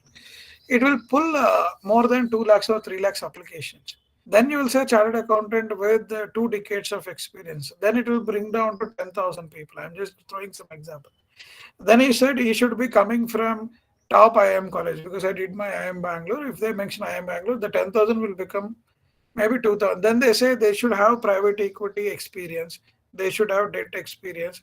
If you type each word, the number of applications will come down. Then it will say you should have grown in 2 decades from one position X to Y position. It will throw 5 or 8 applications. And once you do that, just click of a button, a message will come to these 8 candidates asking for a online interview. The questions are standard today. When you address these 8 people, may exam 5 people have addressed that. Okay, he received the mail and he would have clicked on that. It would have asked the random questions, sir. Some basic questions there. Based on the voice assessment, is this guy is telling true or false? It will standardize to guys. Immediately, it will take the data from social media. They look into my LinkedIn profile, they look into Facebook. What he was saying, what really happening in the social segment, they are looking at both the correlation. And it will throw a recommendation to them, which is the candidate you can zero it down, but he need to do a physical interview because you need to meet person one-on-one person. All this activity is happening in less than 10 minutes, which people used to take 3-4 months to do this activity. This is happening in less than 10 minutes, especially in hiring tools. And hire view, you can see here view, it does video conferencing. It will look into your facial expression. It will look into your confidence, what you're trying to do. Are you telling true? Are you telling false? All these things are done by this hiring. This is where most of the analytics are happening. Recently, we've seen in T-Hub Percept.ai, what they're doing is people who are working in Bata, people who are working in Big Bazaar, people who are working in, their recruitment is becoming a big headache. They came with software. All the candidates will then get the software on the app and they will do the assessment for 5 minutes and it will look into his Aadhaar card and PAN card, look into his financial transaction, past experience and other things. Through Aadhaar card, through their SMSs, because they get SMSs every time they get a salary, it will able to assess their experience, identify candidates, identify the psychology of the person, identify is a good fit for the organization on based on certain personal parameter. They will be recruited without interview into the organization. And they have grown almost 40% month over month. This is again a hiring tool for blue collar. This is where we are seeing a lot of traction today and investment going in today. And if you ask me on human HR tech and human capital management landscape.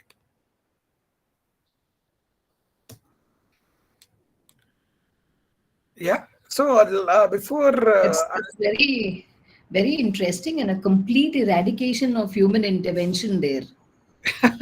right, right. Lot of I think technology is changing our behavior. I think you are seeing home automation today. Your AC, fridge, everything you can monitor on your mobile app. Right. The same way, even the recruitment and management will happen on the mobile app.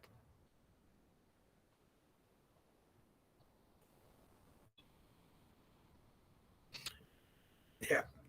So future trends in startup, what we are seeing, 2022 agri-tech is really, really, really growing because in India agriculture industry, even till date, 40 to 50% startups are coming in that space. Huge amount of investments are going in agri-tech. We are going to see at least 5 to 6 unicorns in this space in 2022 in agri-tech, and it is still expected to grow much, much faster because all 130 crores will eat food and they need to be served in different manner, and agriculture industry need to be changed. The second thing which is really growing is space tech. I think a lot of investments are going in space tech. One of the reason government has triggered heavily on the space tech is when SpaceX launched their rocket in US, ISRO has lost its key advantage of low cost space technology. They lost. Now government said, let me invest heavily on space tech and grow. There are good companies are coming. Investments are really, really, really growing actually. Health tech, we have spoken. Fintech, we have spoken. IoT, you are seeing automations. Blockchain is one thing which is really growing well. Enterprise SaaS, deep tech, ed tech, direct to customer brand, D2C, a lot of, because now each brand has certain valuation like Paperboat, Urban Ladder, uh, you will see Raw Press 3 and ID Forts. All that have shown D2C is going to grow big. So that's the reason the brands are expected to do well. Biotech, life sciences, and HR tech. HR tech is on the last.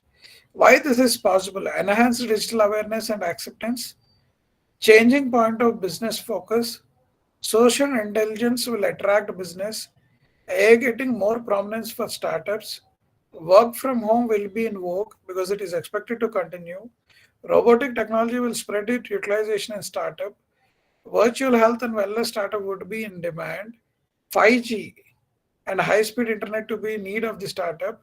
E-commerce and online education startup go strong. Complete virtual startup will witness increasing growth in the term. I'll give you on the 5G. What is really happening? Interesting today, the 5G technology is going to disrupt a lot now. We were worried what will happen to our investments which we did in 2019-20.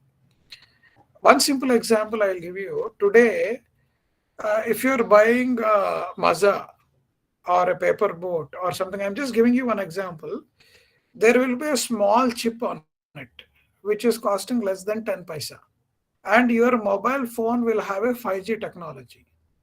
Whenever you consume that particular food item by us, the mobile phone which is attract to us and that particular bottle going in to our, because we are carrying mobile every time, it will immediately capture what is the consumption you have taken into your body. And your wearable tech which has 5G, it will start monitoring your blood. How much is the blood sugar is happening? So 5G is going to disrupt the world market to the next level. And the technology, the way it is going inside, that's a small example I given. Whatever you drink and eat, that 5G chip which is going to capture your database now. In your fridge, if certain items are over, your mobile phone will say, these are the items are done. Do you want to place? Amazon is ready to send the order. This is going to happen in 5G technology, which is not possible in 4G today. So that the interaction of the systems is going next level in 5G technology, which is going to disrupt 2030 world. What we see in all these years over a decade, what we are going to see once 5G come into the market is completely going to disrupt our entire ecosystem today, especially in biotech, life sciences, space tech, agri-tech, and fintech. It is going to change a big change in our lives, actually. So Keeping here, I think we have another 5-10 minutes. If you have any specific doubts to discuss and how the market is changing in the startup ecosystem, especially in technology space. Sir, I have very small question last year. Yeah. Although we know that we are more than 90% are the like the professors and faculties. Sir, means sometimes I invest money in this technologies also. So you have teach about the many technology as well. So which is the best technology where we can share, at least we can purchase that kind of share little amount, any specific if you want to suggest which kind of technology, suppose we want to invest sometime I spend 1000 2000 monthly sometime, so which technology is best one, sir, as a professor, you know? No, no, it's all your need, and it's all your need, Ajay. What you need to look at is, no. Today we are saying is artificial intelligence is must. Whatever you buy, because it should give your required recommendation to you, what you want it to do, how you want it to do, and how your transaction. You want to make your life better and spend your personal time. Spend your personal time. For example, you're doing some activity, it is taking 10 minutes of your time. Can it be done by AI where you can spend 10 minutes watching movie on OTT or playing your golf? So it all depends what is that you wanted to achieve in life. The technology is good is today. I'm telling startups don't come. Java is not, I'm saying bad, but Java has certain issues in terms of artificial intelligence coming and interacting with it. We are saying MongoDB and above, there are certain new age software which has come where they can handle whether your particular software can handle billion transactions in less than 18 months is my always a question, because the funding is there. People wanted to pour hundreds of $1 million into the system. Yes. The word in startup, because nobody speaks about crores, they speak only in dollars. You see any news article either in Inadu or Economic Times or any other segment, they only speak in dollars. Dollar has become a new norm for us. Why? Because 90% of our investment is coming only from US for all the startups. You got it? No. Yes. India per capita is Yes, 2,900 only. pounds and US per capita is 82,000 pounds, $82,000. Hmm. You can see that big difference in both the economies. Great, sir, Use thank it. you. Water is best. Irene, you have some question. You raise the hand. Yes, I did. I was waiting for Ajay to finish. Good morning and good morning, everyone else. I heard you, talking about how everything is going to get automated. And I was just wondering what is going to happen in the education field. Are we lecturers or teachers? Is it possible that we get completely replaced? But being an educator, my frustration is that I do not, first is the internet. High speed internet in India is a dream come true because it really disrupts the way it disrupts and it goes right into the quality of education because it's really frustrating. That's one. The second thing is I'm always frustrated because I can design teaching learning materials, but I want to be able to program it, to, like, suppose I want to have extra tutorial classes, or I want to do something with the struggling children. And I find that my inability to do coding seriously hampers my productivity or even my output as educator. So I'm going to suggest, and tell me if you agree or don't agree, or tell me a way where we can include coding for a teacher education curriculum because it's really important. I have not found any company, even after I'm willing to pay it, to do the work for me. No, Irene, thank you, ma'am. I think you are a senior person there. One thing I can say you is your core activity is teaching. There are certain principles of your teaching which are regular, notorious, where you don't need to tell the same thing again and again. But you need to teach your children in the way they need to work. There are other people around you who can do the coding what you're looking at. Don't assume you wanted to do everything yourself. Today, Yeah. US has learned that art very well, right? They do outsource all the basic work to other countries like India. They see Apple phone. They don't produce in US. They produce in India or in China today. They only do the designing piece. Rest of the piece is done by somebody else in the world. They're making huge tons of money. Coca-Cola, they have the secret sauce. But all the battling plants are there across the world. Nobody knows what is the secret sauce. But they are getting sold. Ma'am, you have your secret sauce. Use other people who are willing to function for you, but get the best of the tools and make them work for you, ma'am. Don't look at, I wanted to do everything. It is going to hinder your practice overall. I want you to get more and more specialized, learn more and more things. It will help you to do better for you at the end of the day. That's what I am also practicing. Today I'm speaking to you. I'm not doing, though we are in a part of angel investment, we automated many things in assessing a startup. Still, we do only the key piece in making them successful, and I'm only a decision maker there whether to do it or not to do it. But I don't want to go, I want to get into everything. How many startups I can see in a day or in a month, not more than 20 or 30. Today, I can able to see 150 to 200 startups because of that, and able to speak to all of you guys because of that. Please outsource it and make your life better. There are people who wanted to work on this activity, man, and focus core on your strength. And internet, see, India is such a large country. Infrastructure building will take its own toll. And government is doing its best, and I think Zio has done to a larger extent. If anybody comes and says, Ratnagar, we are struggling, I laugh at them because even in villages, people are seeing on YouTube and OTT movies. Today, drivers, watchmen, every Tom, Dick, and guy is watching OTT, sitting at home, they are getting internet. But when it comes for education, expenses will come in place. I ask why? Because they don't want to spend on education. They know the internet is very important, they need to do something. They don't want to spend. But on OTT, watching movies, you see the number of views on the YouTube for every movie show is increasing and they publish. We have so many views, somebody has watched. How it is possible? People are watching. Jio is there in villages also today. BSNL is there. We need to make it more and more better. Infrastructure building has its own toll, ma'am. If you look at Right. India as a Okay. country, So yeah. I can understand that you're telling me to outsource. So what then I should be looking for is a list of resources where people have already tried out in Hyderabad, where we are located. You are in where? Which place, I'm ma'am? in You are in Hyderabad. Secunderabad, sir. St. Anne's College of Education, Secunderabad, Oh, okay, Telangana, okay. the state of Telangana.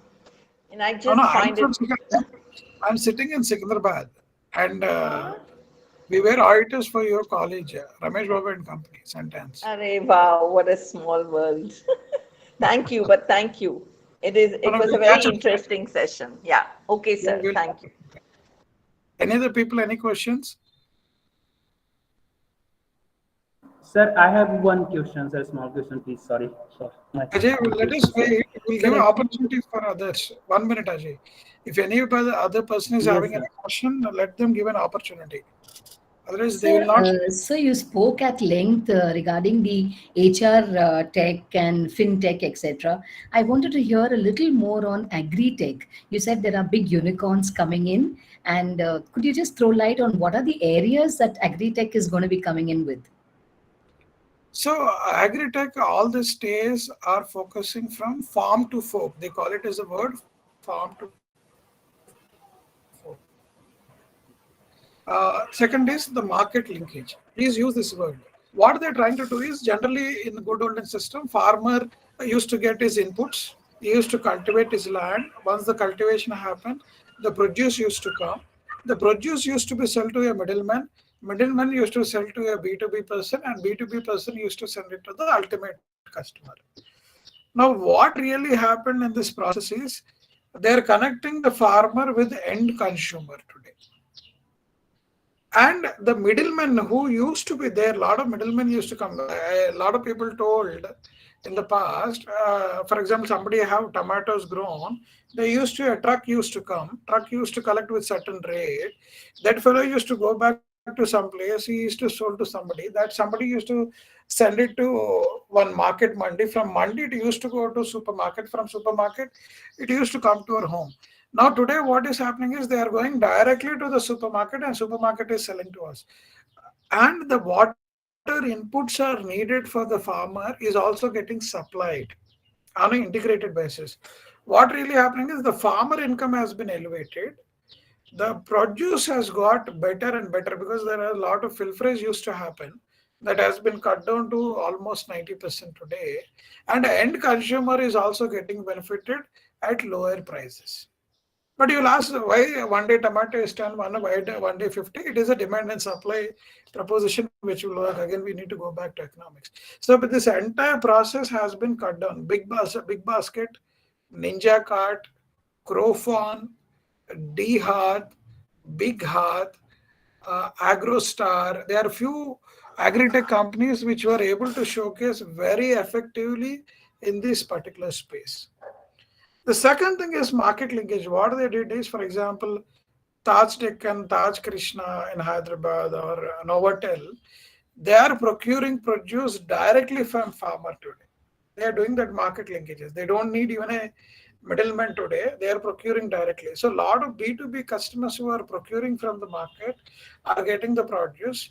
Now they are getting the better produce, not only from Andhra Pradesh, they are getting from Madhya Pradesh, they are getting from Maharashtra, they are getting from Kerala, they are getting from Tamil Nadu directly onto their platform, which was not. That's why Modi has said a farmer can sell produce anywhere to anywhere. Again, there was a issue there he had to turn around, but this has already been done so that better produce will come. And I heard in agriculture A, B, C, three grades are there. A grade produce are very expensive. B and C is what market is getting. A is going to the key association. That is possible. Today, for example, Priya Pickles, you all know. There is another company called Telugu Pachadlu, Telugu Pickle or something has come recent while 2 years back. And his pickle got successful. You know why? Because Pasupu Kom ఉంటుంది కదా, that turmeric. Turmeric are two varieties which gives 2% and 10%. They got a best turmeric because of this market linkages, which gives some 5% of the medicinal value, and that has gone into the pickle, and pickle has given a lot more positive feelers to the consumer, and they've grown 500 times in less than 2 years, and they have become a large export market today. Just an example how it was helpful because of this market linkages. Previously, people don't know where to buy. Even I come to know peanuts have around 20 varieties of peanuts based on the size. On a chicky, some people will give 20 peanut pieces, and one chicky there are 8 peanut pieces. The person which has 8 peanuts, it is from Gujarat. They said Gujarat peanuts will taste far better. Yeah, the Baruch peanuts, yeah. Yeah, and some jaggery from Karnataka is far better than our jaggery from Andhra Pradesh, which comes, I think, jaggery specialized near to Vizag. They are getting the jaggery, they are mixing and selling across India. The taste has changed, and the sales have grown almost from 50 lakhs to 7 crores in a span of 8 months because of this change. These market linkages are helping many companies to do well, which was not possible for a startup sitting in Andhra Pradesh or startup sitting in Jammu or startup sitting in Kanyakumari. This market linkage has become very, very positive for us. And Samunati Capital, there are many companies which are funding agriculture who don't have credit history. They are funding, they are helping FPOs over there. You don't know in agri-tech, a lot of positives are happening on the ground. Very interesting landscape to observe actually. Thank you so much, sir. That makes the entire scape, very, very interesting. Thank you, sir. Any other people questions? Though we crossed 11:35, I think you have another session of this. Thank you. Ajay, you have one last question before I close it and give it to the other speaker. Sir, first of all, thank you so much. Such a wonderful and interesting and not boring, webinar. And how you get your knowledge developed, sir? Like in your sectors, like as a professor, how you get this all the data? Even you have a latest data also of 2022. Ajay, two things. You say hunch or your sixth sense, people will call it. My experience of last 4 5 years and Hyderabad Angels investing in companies and losing money. I know my investors have shouted at me, Ratnagar, how did you not looked into this possibility? What really went wrong? And as I said, more than 5 to 10,000 startups I would have seen in various demo days, and I was observing my competitors, my collaborators, how they're investing. We are learning this art slowly. It has not come over a period of time. And Right. looking into that, we started reading more into the article what is really growing and where to invest. So my assessment of investment will get improved, and returns for my investors will grow. Hmm. That is what we are doing today. And I'm coming here for sessions also, why I'm parting this knowledge is what is they're seeing on the ground.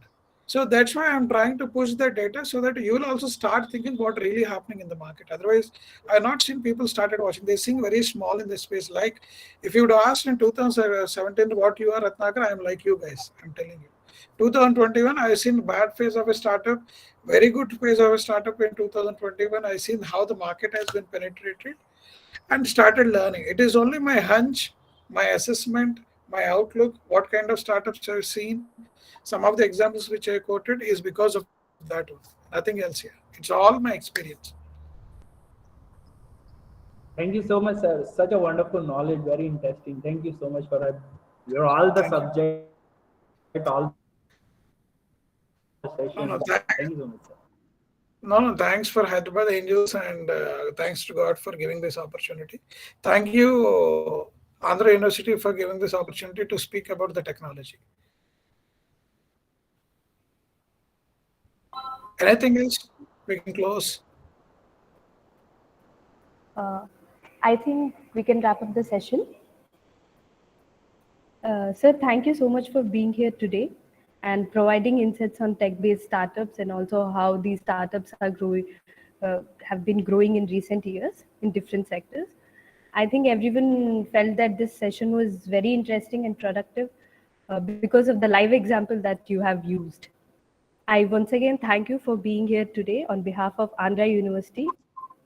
Thank you so much, sir. Have a good day.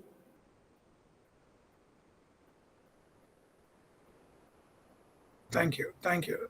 Thank you a lot. Tell Ravi, thank you from my side also. Thank you a lot. Yes, sir, sure, sir. And participants, please note that be here by 11:45 sharp. Thank you.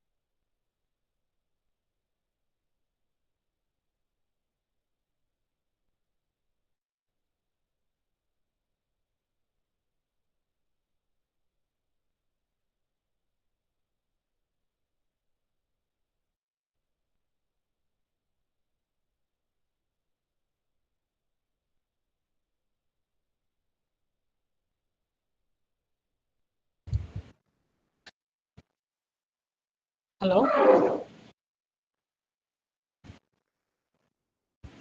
Hello?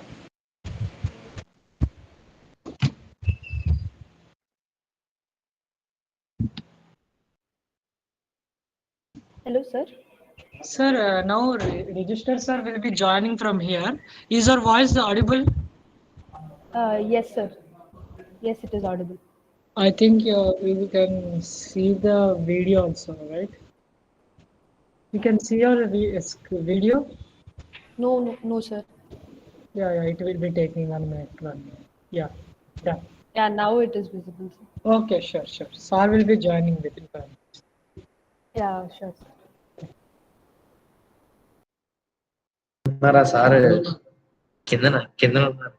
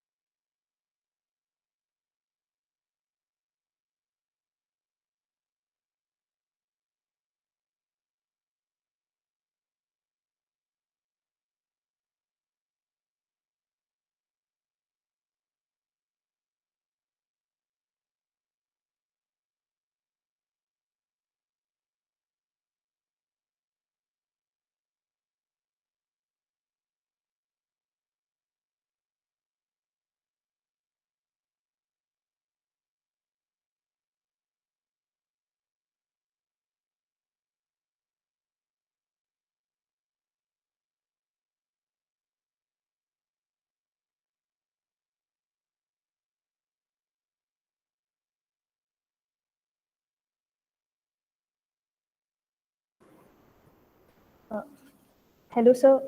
Welcome, sir.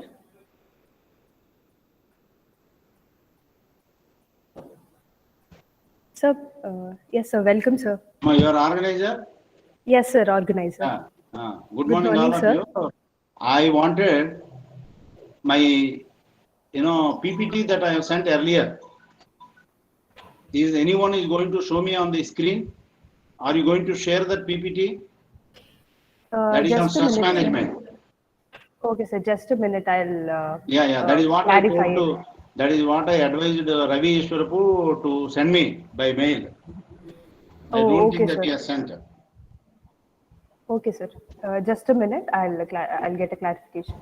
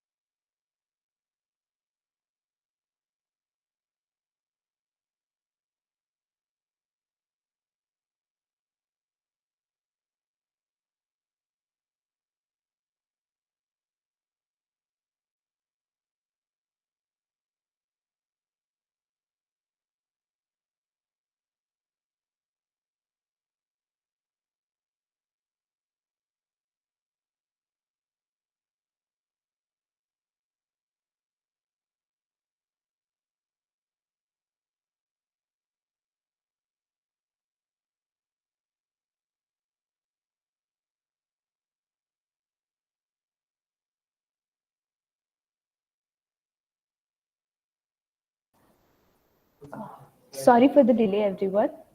I welcome back you all again. So, good morning, sir, and good morning, everyone. So, without any delay, let's introduce our second speaker of the day. He is Mr. V. Krishna Mohan, Registrar of Andhra University and holding the office from July 2019. He is a professor of Andhra University with having total experience of 30 years, and he has published 8 books, contributed several lessons to MBA distance education courses material at Andhra University. He got 64 research papers and research reports as well-guided 40 research students and leading to the award of PhD. He received 2 Best Research Papers awards, one each at national and international level. And he also served as Registrar of Dr. B.R. Ambedkar University, Srikakulam on deputation for nearly 6.5 years, that is from 2009 to 2016. And Dr. V. Krishna Mohan received the State Best Teacher Award on September 5th, 2011 from the Government of Andhra Pradesh for his excellence in teaching and research. So now, sir will be speaking to us on stress management. Over to you, sir. Thank you. Thank you very much. Once again, good morning, all of you. I am very happy to be part of the program and also to be resource person to give my session on stress management as a part of entrepreneurship career. How the prospective entrepreneurs are going to face the stress,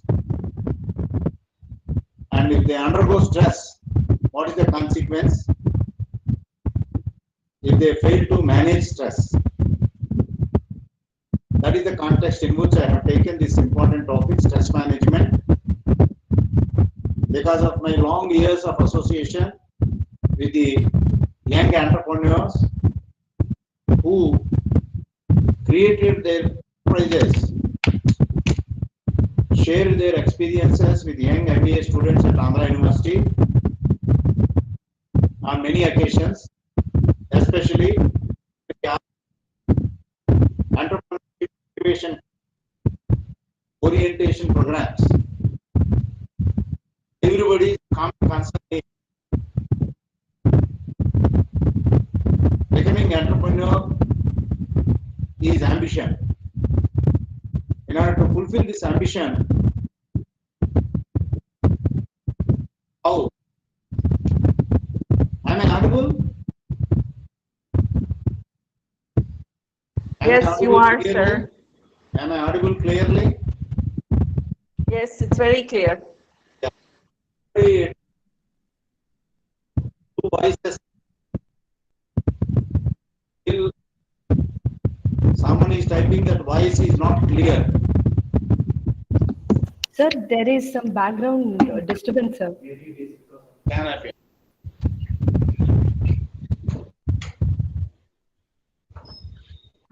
Is it okay now? Yes, sir. Fine Yes, now. sir. Fine Clear. now. Yeah. It's Yeah. clear now, sir. Yeah. Once again, I am going to give you the reason why I have chosen stress management topic, how important, why would-be entrepreneurs need to know the stress and its management. If they fail to manage stress, what happens, the consequence?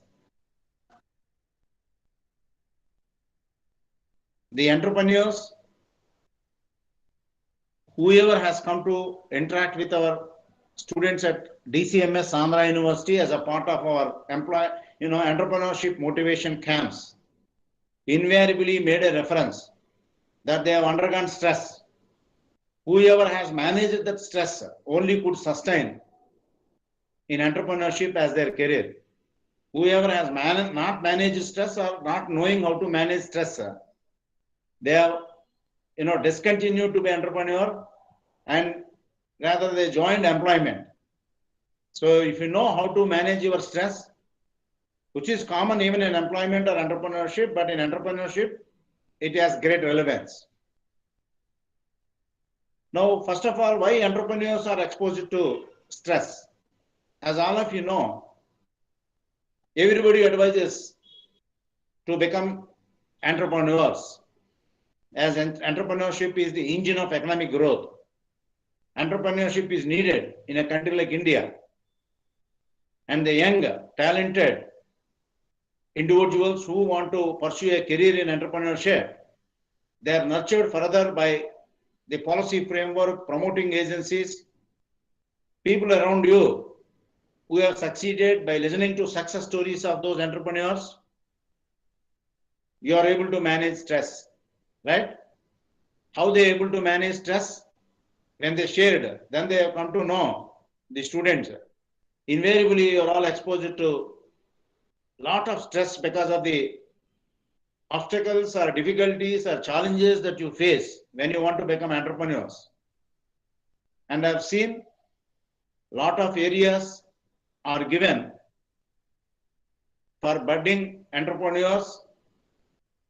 The food technology, I think 3 areas are identified. In whatever area that you choose to become entrepreneur, stress is inevitable.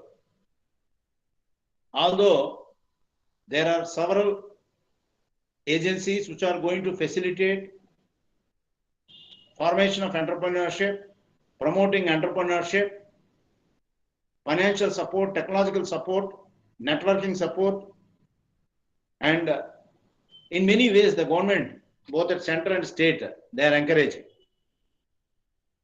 It is so unfortunately the policy framework, although exists, highly conducive when it comes to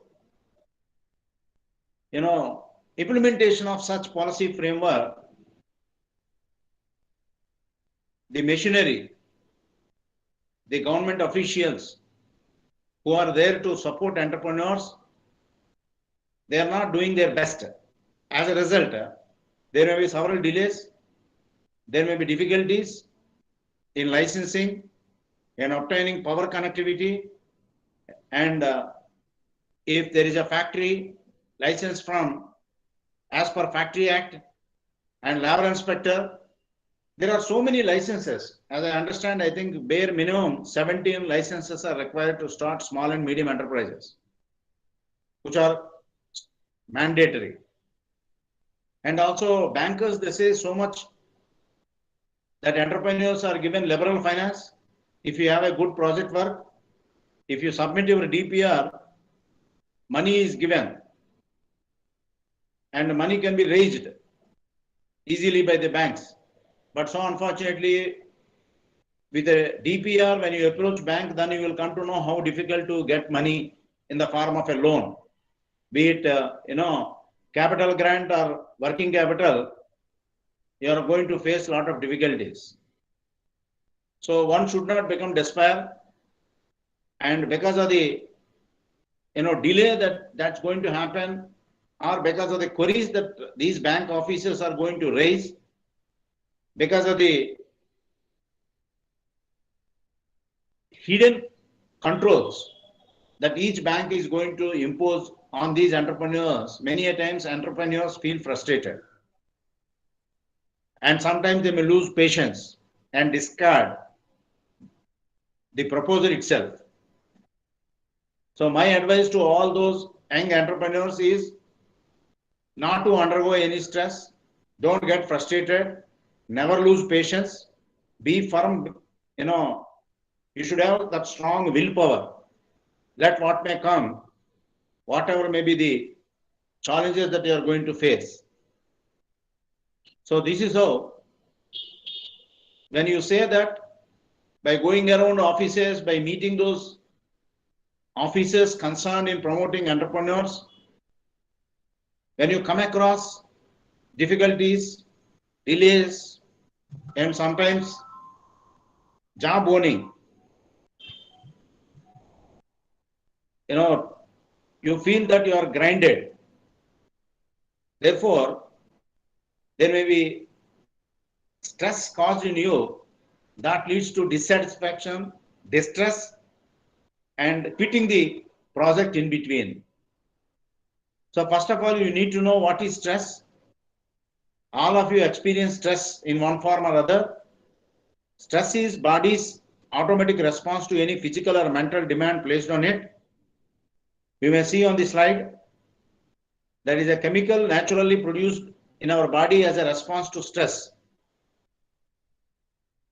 Adrenaline is a chemical naturally produced in our body as a response to stress when you undergo. Now the point is, you fight or flight response is elicited because of the stress. Next, please. Now the point is all stress bad? Is all stress bad? Right? Stress is definitely not bad. Say moderate levels of stress may actually improve performance and efficiency. Unless you undergo stress, a little amount of stress, your performance and efficiency is not up to the mark. Too little stress may result in boredom. If there is no challenge in the work, if there is no stress, it may result in boredom also. But at the same time, too much stress may cause an unproductive anxiety level. And what will happen? Will I succeed? Will I fail? What is the important characteristics of entrepreneurship? By this time, I think you are all educated. The core aspect of entrepreneurship is risk-taking ability. So, what is the amount of risk that you are going to take, willing to take? Beyond this stress, you are going to discard the very project. So that is the danger, extreme. Hence, you need to identify what causes stress.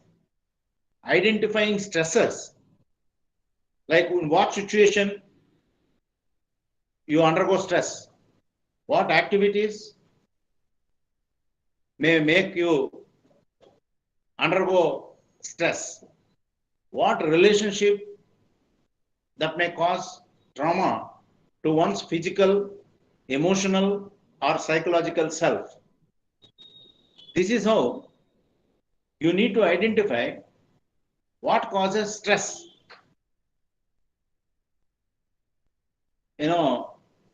Right from school days. For some people, school is a play. And school is also a stress. Because the teachers are so rigid. Teachers are very particular. They give assignments. They want assignments to be completed on deadlines. For some people, work is a stress. Work causes stress. If you are burning out yourself at work, most of the software engineers we see, because of the work, they feel stress, undergo stress. And sometimes family may cause stress because you are not able to balance your work life, you are neglecting your family members not on the track, or too much thinking about your family when you are at work may also become a stress. Your own relationships with others, if they are not good, sometimes your family relations, work relations, social relations. When relationships are good, there is no stress. When relationships are not good, if they are bad, definitely for some people it is going to cause a stress. Some people are very scared of legal issues.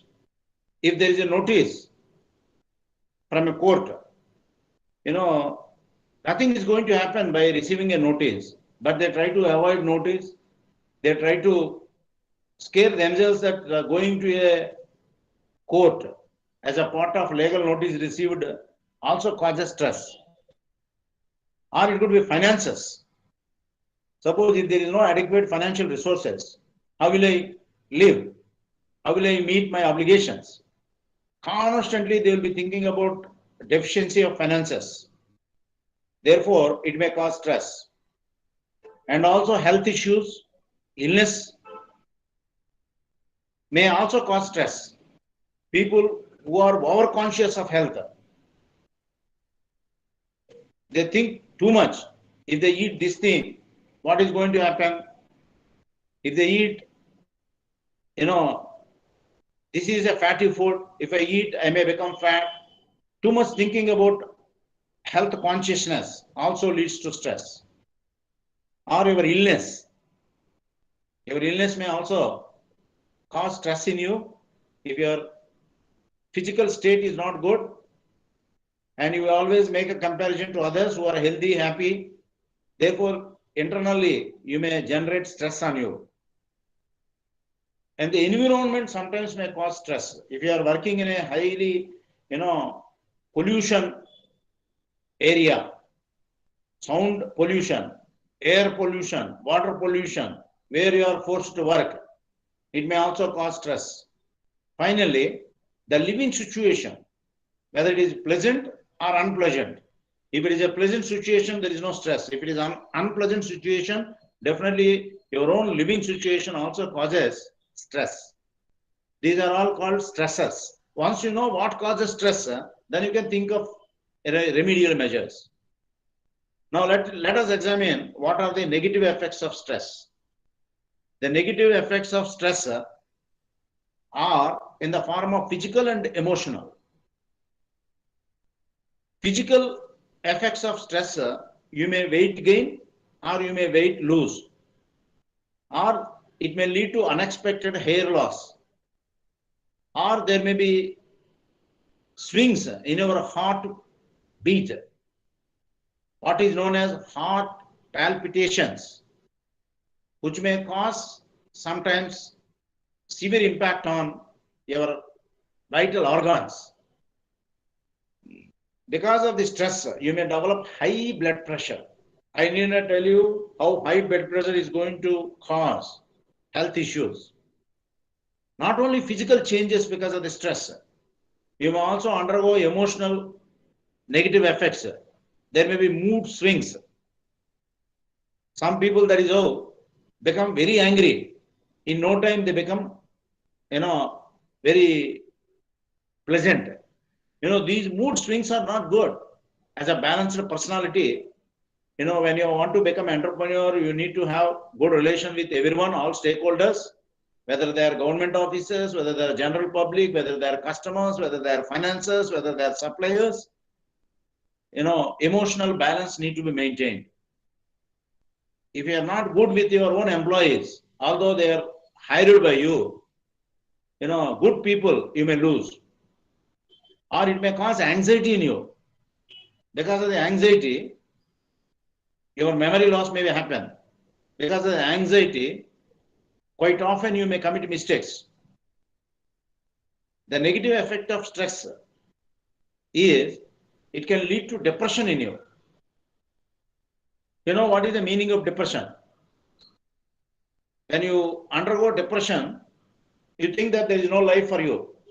That is how people at highest level of depression, they don't hesitate to commit suicide. So stress can also lead to unhealthy coping strategies. Because of the stress only, I know several of the younger generations, they are habituated to alcohol, they are habituated to drugs. Most of the, the teenagers whose love failed, they resort to consumption of alcohol, consumption of drugs, etc. Now the point is, once you know two types of negative effects of stress, physical and emotional, everybody wanted to manage stress. How do you manage stress? There are stress relief strategies. As I said, physical means bodily related. When you undergo stress, you have to increase your body relaxation exercises. And body relaxation exercises, if you go to, a good yoga center, meditation center, they teach you breathing techniques. If you undergo stress, you have to breathe. Take long breath. Hold your breath. Count 1 to 10 or 10 to 1. And you are going to relieve once you repeat this technique for 3 times. Similarly, when your body undergoes stress, you may be guided by imagery. People who are good at meditation, in their meditation, they can think that they are all walking in a forest, dense forest, where all around there is a greenery, all pleasant environment in their thought process. As a result of this guided imagery, through meditation, through concentration, you are all going to get relieved of stress, body related. Then also there are physical exercises like yoga exercises, or a workout routine. If you spend time on your own routine, definitely it is going to reduce your stress. You may resort to meditation, or if you think there is a need to consult, you may take counselor's advice. The counselors, they offer 2 types of services. One is talk therapy. They know how to talk to you. They know, they use even hypnosis in making you to get out of the stress, and they advise you through their talking, through their advice, how you can manage stress and overcome stress. And also they make you to understand the life skills, and they provide life coaching, how one can live happily, healthy, how one can avoid stress, what is time management, what is a healthy food, how healthy food gives you healthy thinking habits, how you can manage stress. There are food items which cause stress. There are food items which may relieve you from the stress. So this is how, when we think of stress relief strategies, you have to think which stress, how, from which source you are going to get out of it. Then there could be other helpful tips. You have to change your perceptions and expectations. Everybody advises you to think bigger. And overnight, nobody can become a billionaire, right? So how one can become, how one can build career, grow in career. You should not live in a highly imaginary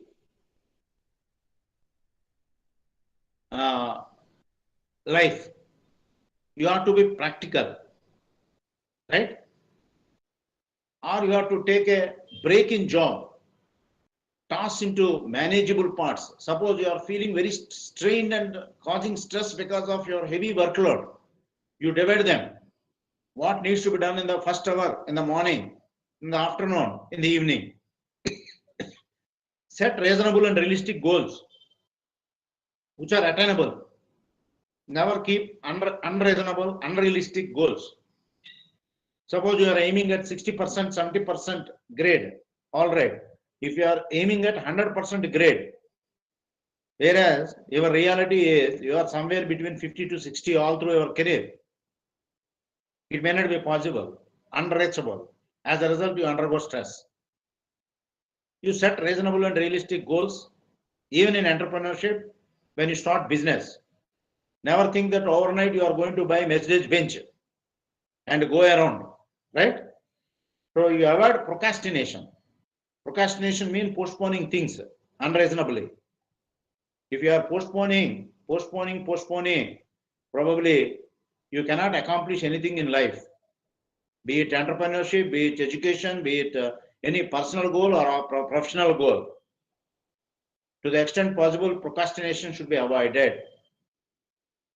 You set boundaries. When I say boundaries, boundaries for everything, be it for career, be it for relationship, right? Be it for thinking big. Don't compromise your values or beliefs. Once you compromise on your values and beliefs, subsequently, you are going to feel sorry for it. It may cause stress that you have compromised your value system. Right? Next is schedule me time. See how much time is for profession, how much time is for business, how much time is for family, how much time is for self. How many of you think that this is my time? That is how we say, this is my space, you don't enter into my space. Or some people, when they undergo stress, they start taking coffee. Too much consumption of coffee or tea or caffeine leads to health issues. Therefore, avoid caffeine to the extent possible. Next, please. So you may ask me, what are the benefits of stress management? The benefits of stress management, you get your physical health better. You are going to improve your energy and stamina if you manage stress. If you know how to manage your stress, you gain energy and stamina. Your emotions stabilized. What else is needed? Everybody wanted in the society balanced emotions. You should not, expose your emotions, whether they are solicited or unsolicited. You have to manage your emotions, balance your emotions, especially as a part of leadership quality, top management class quality. Emotions are to be stabilized. If your emotions are known to others easily, they know how to play with your emotions. This leads to probably dissatisfaction in your life. Under normal conditions, too much emotionality leads to failure rather than success. Be responding to the emotions of others. If you over-respond, hyperactive in responding to others' emotions, that is not a good management style. You should have a positive attitude. Never think that 100% success is there. More so in entrepreneurship.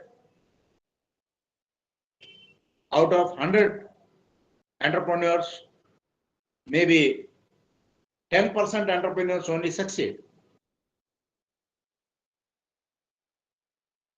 Why and what is happening to the rest 90%? You need to develop positive attitude. I will be one among 10%, but not 90%. That is what is positive attitude. Always we start any venture with all that positive attitude that I will succeed. I may succeed. Right? But if there is a failure initially, you should not sink to the extent of discontinuing your entrepreneurship career. You have to consider every failure is a stepping stone. Such failures should make you much stronger in handling such situations, in avoiding such situations, in managing such situations. Such is the positive attitude of a successful entrepreneur. You have to be hopeful. Let what may come, I am there to handle situations. I am there to succeed, manage difficult situations also. But at present, let me be happy. Such happiness leads to eventually success.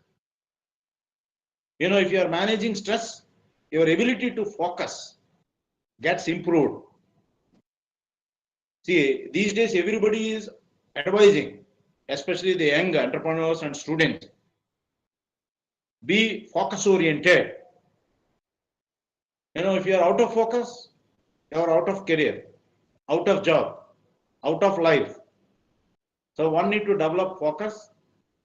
How such a focused orientation is going to improve your success rate. You should be able to learn and achieve. Whether it is a failure or success, you have to take them in true spirit equally. And we learn more lessons out of failure than success stories. So you try to learn from others' failure. That is the wisdom that one need to develop. Never think that what is that I'm going to learn from a failed entrepreneur. I learn only from successful entrepreneur is wrong interpretation. You learn more from entrepreneurs who have not succeeded. Why did they not succeed? And what prevented them from success? How I can avoid such situations, how I can manage such situations should be a very valuable addition to you. So, entrepreneurship definitely is a career that creates stress. That is going to be risk bearing capacity is built into entrepreneurship career. So what are the advantages once you relax? See, this is little science.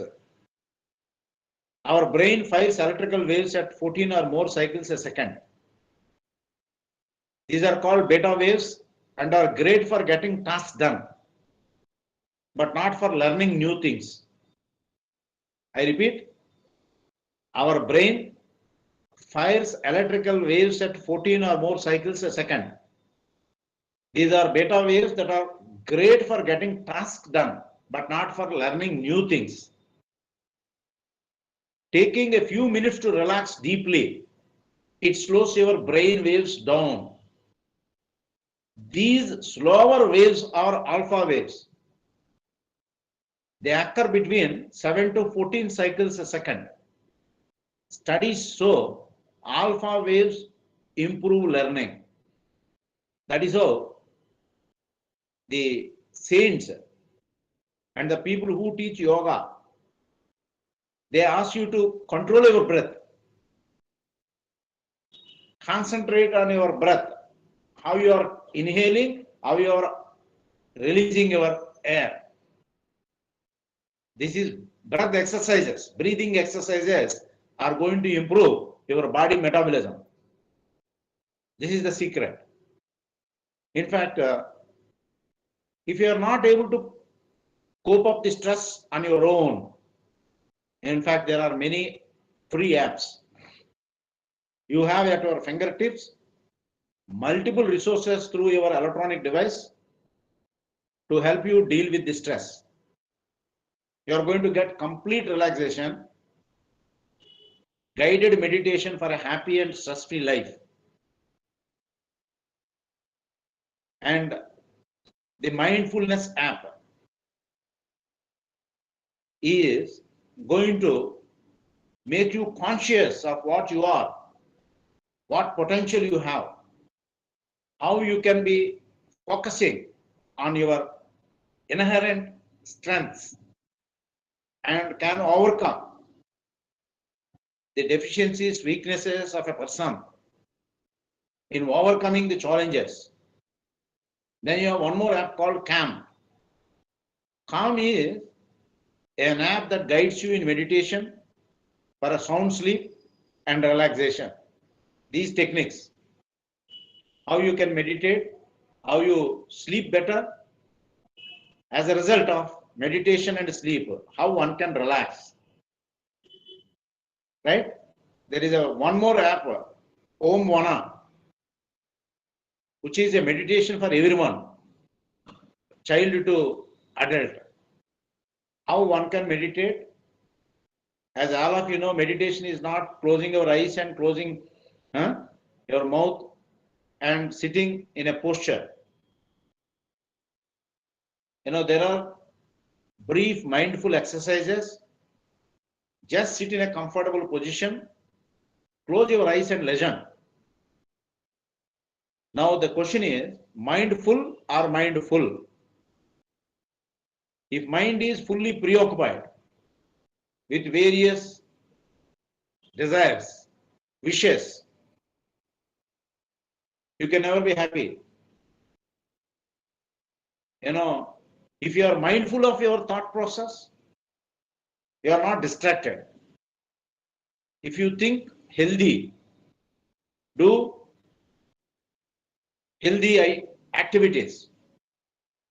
If you follow health tips, if you know how to maintain and synchronize your body, mind, and soul, that is ultimate in any yoga, meditation, or any exercise. If you are mindful of yourself, if you know consciously what you are, if you know your inherent talents, potential, if you know how to manage situations, how to manage people, then you are going to become successful in your own career as an entrepreneur. Now the key word therefore is balance. People who are going to balance, they are going to achieve everything. Be it work-life balance, be it study, career balance, you name anything. Today, the buzzword, the key word is how you are going to balance. How you are going to balance your people at work and your productivity concern. How you are going to balance your career objectives and reward. How you are going to balance your life ambitions and your career. How you are going to balance your relationship. Not every time for a profit, right? There are books which will advise you, right? Dale Carnegie wrote a classic book, How to Win Friends and Influence People. How you are going to balance that is an important characteristic. Next, please.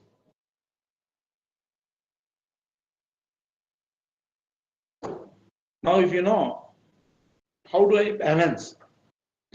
If I know, how do I balance my career, my ambitions, my prospects, my education, you are going to attain whatever you wanted to become in entrepreneurship as a career. So entrepreneurship is all about taking risk, mobilization of resources, and establishment of enterprises, be it small, medium, or large. There should be a beginning. When you start any venture, why it is called a venture?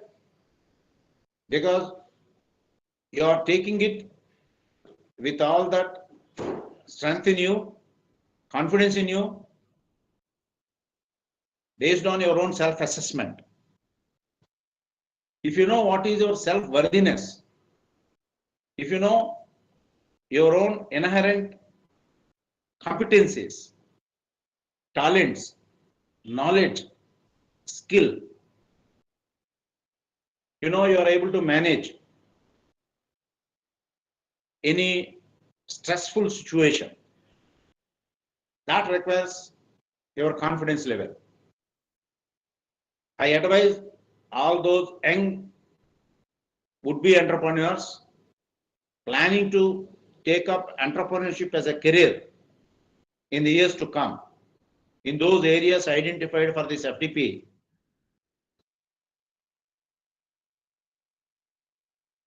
What is common in the entrepreneurship is, as I said in the beginning, risk-taking ability, which is not common in every entrepreneur. What is your risk-taking ability depends. What is your family support? What is your financial backdrop? What is your social backdrop? What is your society? And what is the administrative machinery, help, and who are your advisors? Who nurtured you towards shaping your career as an entrepreneur? This is all going to decide your survival, your growth prospects as an entrepreneur. But entrepreneurship, although is an endeavor, a difficult exercise initially, but definitely the reward is there. So your reward is always based on your risk-taking ability. That way, people who become entrepreneurs, if entrepreneurship is successful, they grow in no time. They become successful and they provide employment opportunity and they realize their self-actualization goals. And I advise all of you to follow 3 C's if you want to become a successful entrepreneur. What are those 3 C's? 3 C's are: try to develop your competencies to become entrepreneur. There are so many characteristics people explain to become successful entrepreneurs. And what are those competencies needed? Competency is different from knowledge, skill. If you believe in your competencies, the competencies required to become entrepreneur, if you prepare a list of those characteristics of entrepreneur based on your orientation of entrepreneurship in your own life, of course, which may vary from society to society, and type of business that you are going to choose. The competencies required to become a retailer is different from that of a manufacturing organization. The competencies that are required to become a service provider is different. Like what competencies make you successful as a software engineer is different, mechanical engineering is different, and a management graduate is different. Very similar, when you wanted to enter into FMCG arena as an entrepreneur in manufacturing a food item, a drug item, a textile, right, a fashion designer, your opportunities are abound. Your competencies required accordingly, you have to match. Like how an employer, before offering an employment, asks you a question: why should I offer this job to you? You question yourself on your own. What type of competencies are required to become successful entrepreneurs? How will I become an entrepreneur? What are those prerequisites to become successful entrepreneur? Where do I get those prerequisites? Why they are called competencies? So those competencies, if you can build, you are going to succeed undoubtedly. This is the first C. What competencies is left to you? Why? There is no single competency that is matching to every profession that you choose. You are going to match your competencies, your skill set, your knowledge level to that of chosen career. Again, if you want to survive in a country like India, what competencies are needed? If you survive in a country like America, what competencies are needed? If you survive in Germany, what competencies are needed? Suppose in a country where French is dominant, you have to learn French invariably.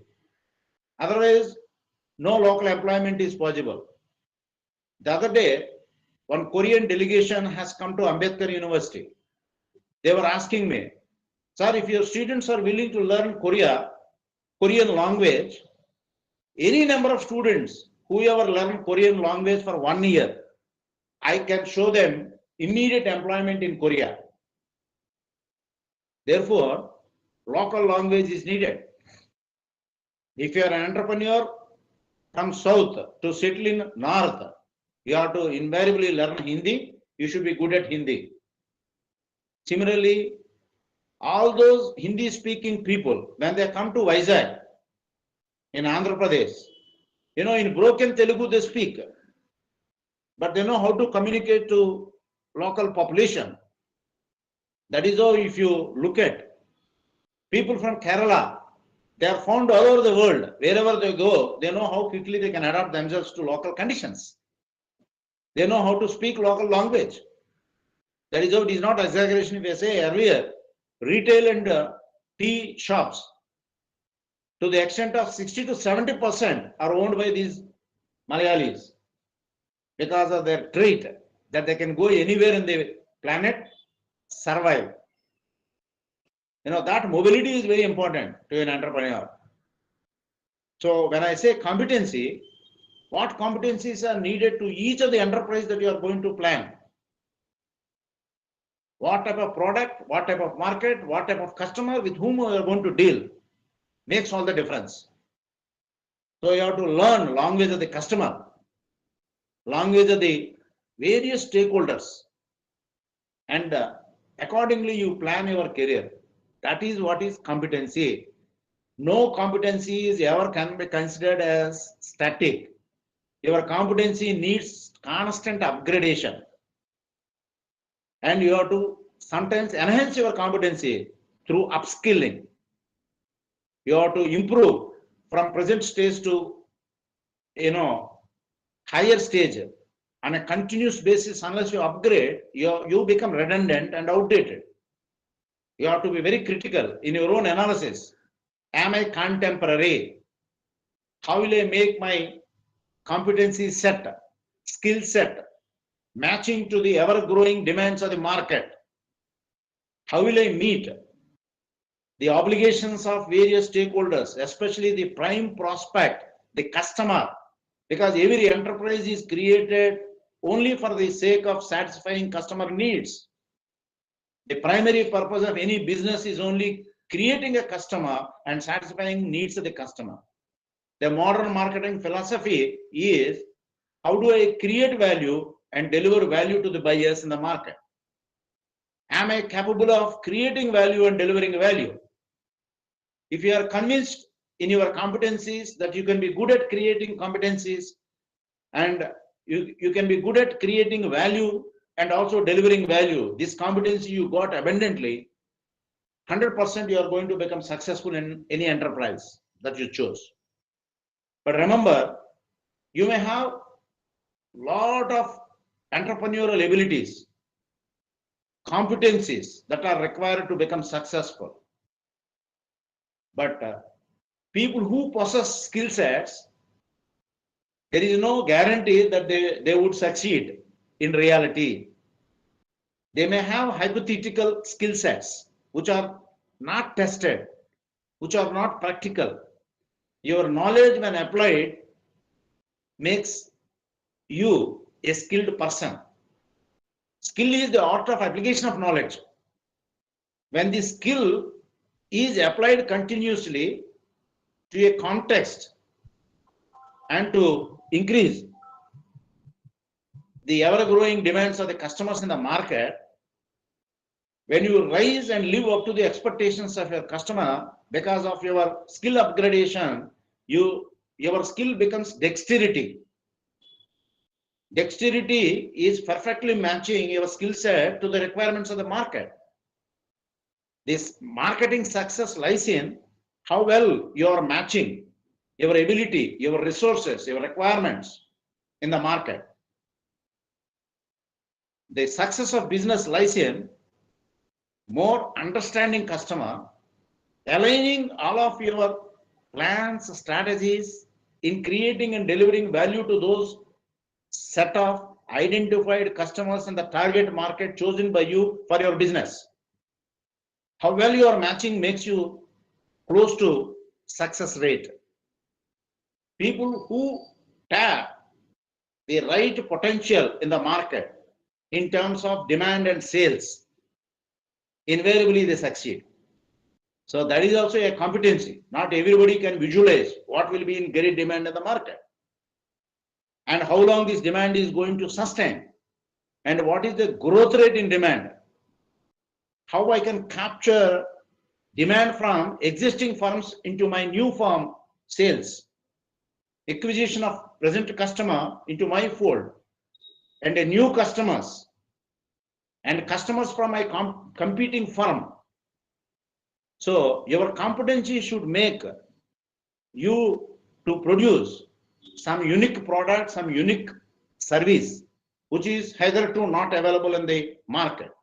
If your product or service is very similar, people are not interested in your offer. People are going to become interested when you are unique, when you are special, something you are going to add as a value to the existing products. That is where You have to be very critical when you want to start your enterprise. What are my competencies? How do I match my competencies to the requirements of the market? If I am able to align my enterprise resources, my people, my ability in visualizing market needs and matching market needs with my offerings, more precisely, your organization can be built as a customer-oriented organization, customer-focused organization, customer-centric organization. So the first C stands for competency to match requirements of the market with your abilities, your skill sets, your resources, be it your own human resource, your technology as a resource, your finance as a resource, your after-sales service as a resource. How I am going to make use of these resources in impressing on the customer and the market. As long as you impress on your customer, customers are going to retain with you. Once you fail to impress your customer, he will move away from you to other available brands. This is where one need to be very critical and careful in matching your competencies with the market to become successful entrepreneur. Then not people, whoever has competency is going to succeed. Why? People with competency may not have required confidence. The second important C, which I advise all of you, build confidence in you. How do I build my confidence? I can be confident if I know how to do a particular thing, how I can be creative, how I can make use of my talent in making my product or service distinctive. You can build confidence only when you believe in yourself. What is believing in yourself? Believing in yourself requires self-introspection. Who am I? What I want to become? Very simple questions, but very difficult to answer these questions. When I say, who am I? What I want to become, whether I am going to become or not, is known to you because of your knowledge, skill set, and competencies. If you know how to evaluate your own self, evaluation of self through self-introspection is a very difficult task. That is how you need to assess yourself. How do I assess myself?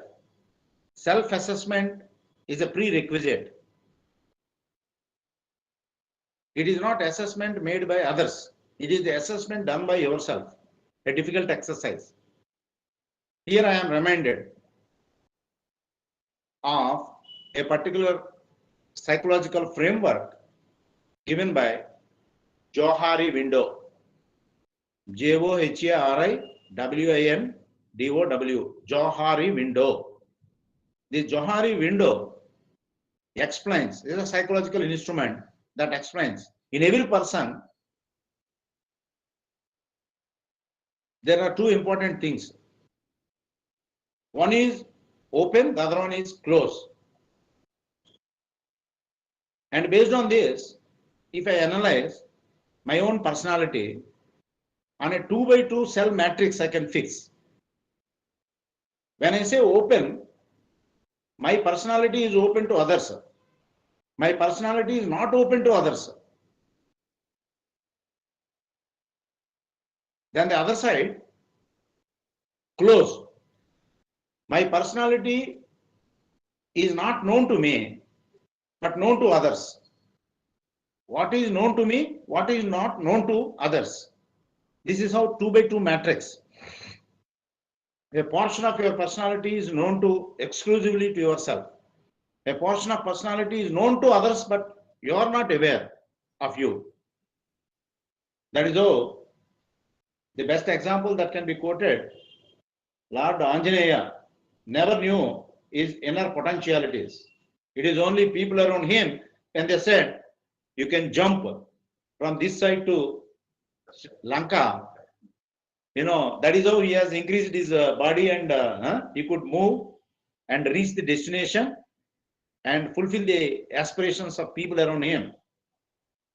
That is how some inner potentialities which are not known to you, known to others. And you know about yourself, right? A portion of you can be open, a portion of you can be unopen, not open. This is how you have to conduct a self-introspection. Thereby, you can match your abilities, your skill sets, your resources to match the expectations of people in the market. Whether you are going to be fit into entrepreneurship career or not, there are several psychological instruments which are time tested. You can take online tests. They are going to portray what is your personality. Whether optimistic, you are a pessimistic. Whether you are conservative, you are a liberal. You are an adventurous, you are non-adventurous. You are a risk taker, you are a risk avoider. So there are different types of personalities, right? What type of personality matches best to your situation? That is how your leadership qualities. There are many types of leadership. Autocratic versus laissez-faire. And which is best? Depends on the situation. If you are working in a military, highly autocratic systems of leadership is going to work out. If you are in a software company, participative leadership, democratic lines is going to be suitable. That is how you have to build confidence in you that you can be successful in your career. Once you know how one can become a successful entrepreneur, what are the skill sets that I already possess, what are the skill sets not available in me, how will I improve? This leads to what is known as development of a framework called SWOT analysis. SWOT analysis is not only for the organizations. SWOT analysis can also be developed for people. What are your strengths? What are your weaknesses? What are your opportunities? What are your threats? Once you are fully aware of the SWOT analysis of you, you can succeed by manipulating or managing your own SWOT analysis. Always your focus should be, how do I capitalize on my strength? Again, when I say strengths, strengths are not uniform. Strengths are going to be, different types. And on those core competencies, when I say core strength, a few is different, peripheral strengths are different. You may be good at studies. That do not mean you succeed in profession. That is how I have seen the gold medalist in law need not be a good and a successful advocate. A gold medalist in medicine need not be a popular doctor. Right? A gold medalist in civil engineering need not be a good at building bridges. Academic performance is different, practical performance is different. So whatever you wanted to learn should be tested. That is where all of you need to focus on your confidence level. If you are maintaining your confidence, you never undergo stress. That's what may come. I know how to manage. I know what are my strengths. I know what are my weaknesses. While capitalizing on my strengths, I know how to overcome my weaknesses also. Similarly, you need to understand what are threats. Threats from the market, threats from your competitor, threats from new products, threats from new technology. As an entrepreneur, if you want to succeed, if these are the threats of the day, if I manage threats of the today, how will be the threats of future? You should also be visualizing. Otherwise, you can never survive in entrepreneurship. Then next comes your own weaknesses, opportunities, and threats. If you are able to balance it, probably your self-introspection enables you in matching all those requirements to succeed in entrepreneurship career. That is what I wanted to tell you. Building confidence in you is not an easy task. And people who are good at knowledge level may not be good at skill level. People who are good at skill level may not be competent enough in starting enterprises.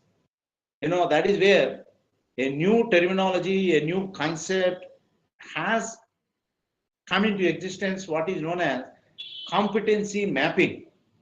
There is a software that is available to, map your competency. These days, organizations are going to develop a competency mapping in key positions at least, whether this gentleman is going to be suitable to this job or not. That is what is competency mapping. If you know how to build a competency mapping of you on your own, definitely you are going to match to a right career, right opportunity by balancing your SWOT analysis. That is where you build your confidence because of your learning experience, because of your observations, because of listening to success stories, listening to failure stories. You are going to reinforce your confidence level. That is how it is not only every success, it is every failure that makes stepping stones to success. So success is built on failures. Success after success, when you are able to build, you should not forget the challenges that you have faced in recording success. That is how you reinforce your confidence that let not may come, I am going to succeed. The environment is not conducive. I know how to manage environment. There are different strategies, right? Which strategy I can adopt? The survival tactics should be known to each of you. When I say survival tactics, when there are different approaches, different alternatives, which alternative is going to match? That is very, very important. Then the third C. See, first C I said competency.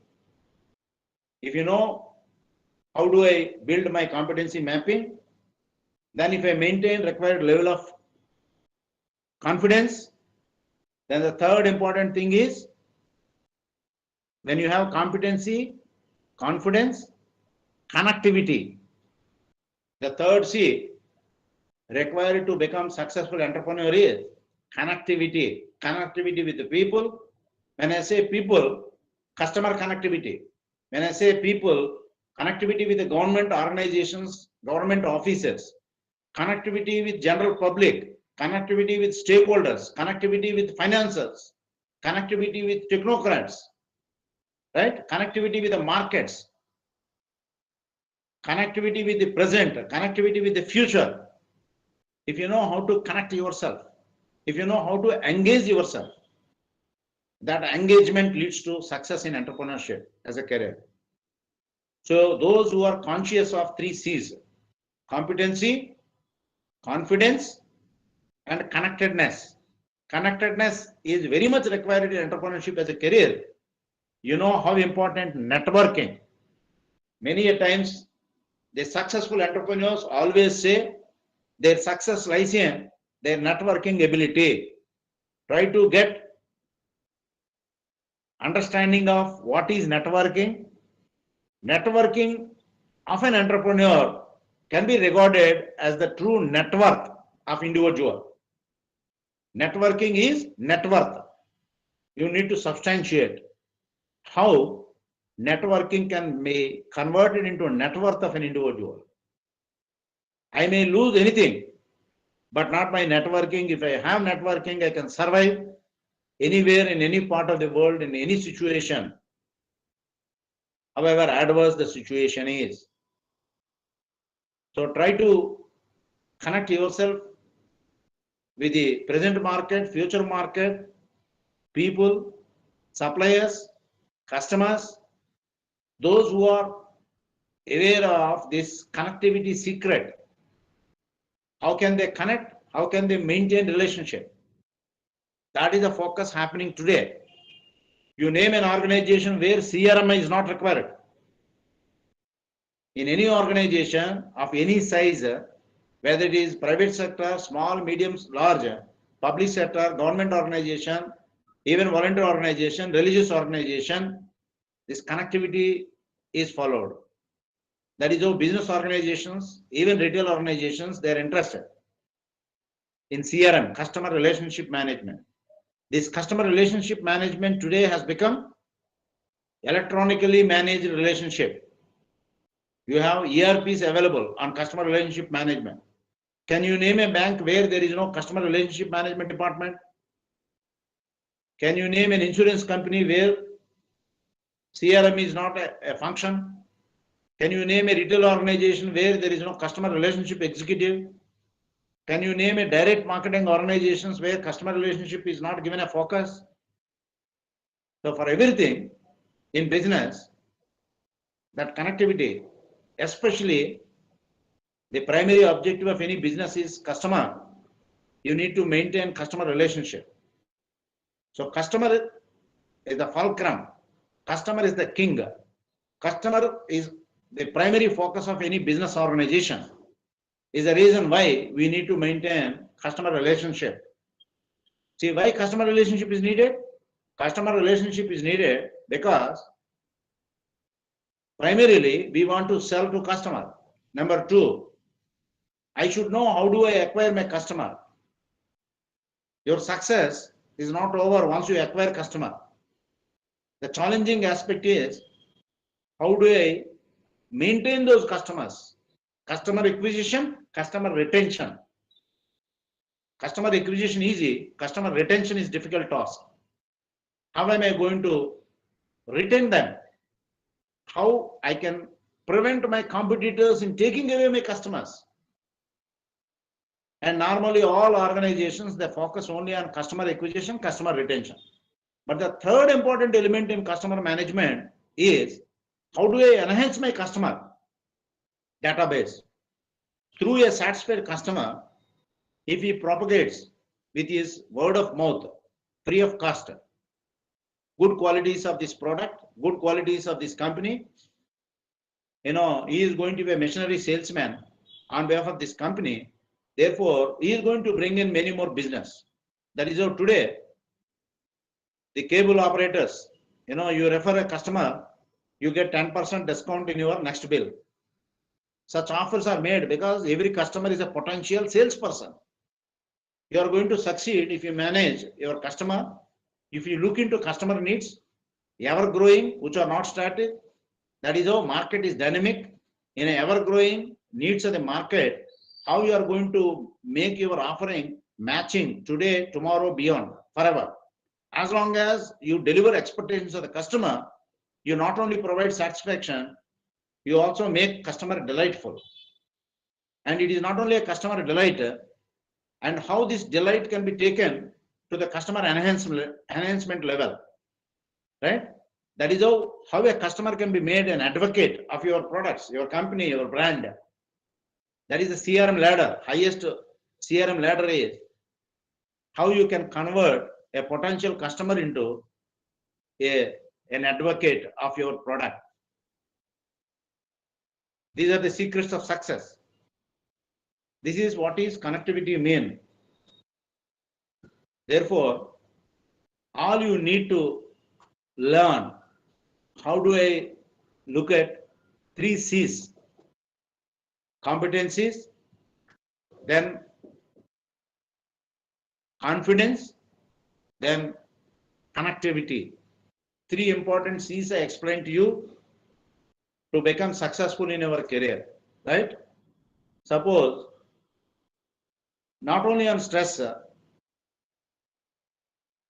you are very particular about entrepreneurship as a career opportunity, but in the process of creating entrepreneurship, you are all going to face lot of difficulties. Eventually, it may take away all of your zeal, enthusiasm, willingness to become entrepreneur. But how you are going to withstand yourself to the odds, adverse situation, non-conducive environment. If you know that, well and good. Otherwise, don't hesitate to seek guidance from a counselor if you need. If counselor guidance is available, you take guidance. Suppose you take guidance of a successful entrepreneur, an unsuccessful entrepreneur also.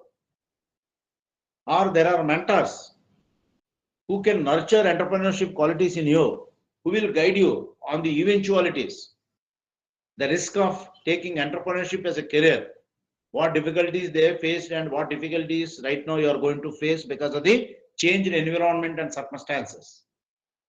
This is how all of you should be cautious. And please don't hesitate to seek guidance from a counselor if you need. Next slide, please.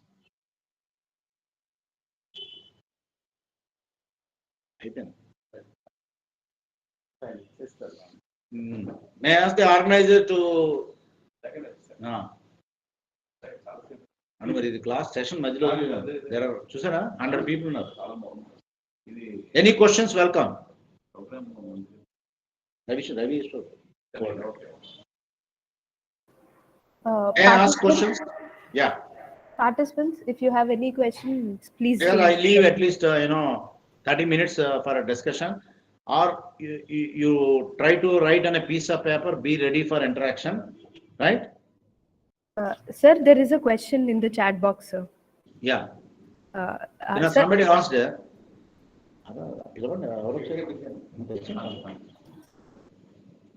Yeah, somebody is asking, sir, how do I handle stress because of entrepreneurship? And in fact, I already advised stress is of two types. One is a physical stress, the other one is emotional stress. See, physical stress is definitely can be managed and can be overcome. Once you habituate to physical exercises, much of the physical stress is gone. So, can you please wait a minute?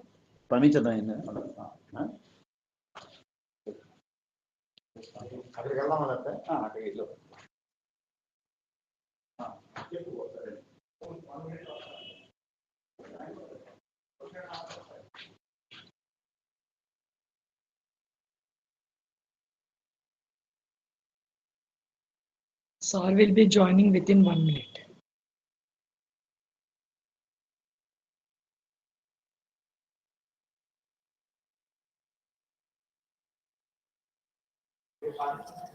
Dear participants, sir will be back in a moment. Please be patient.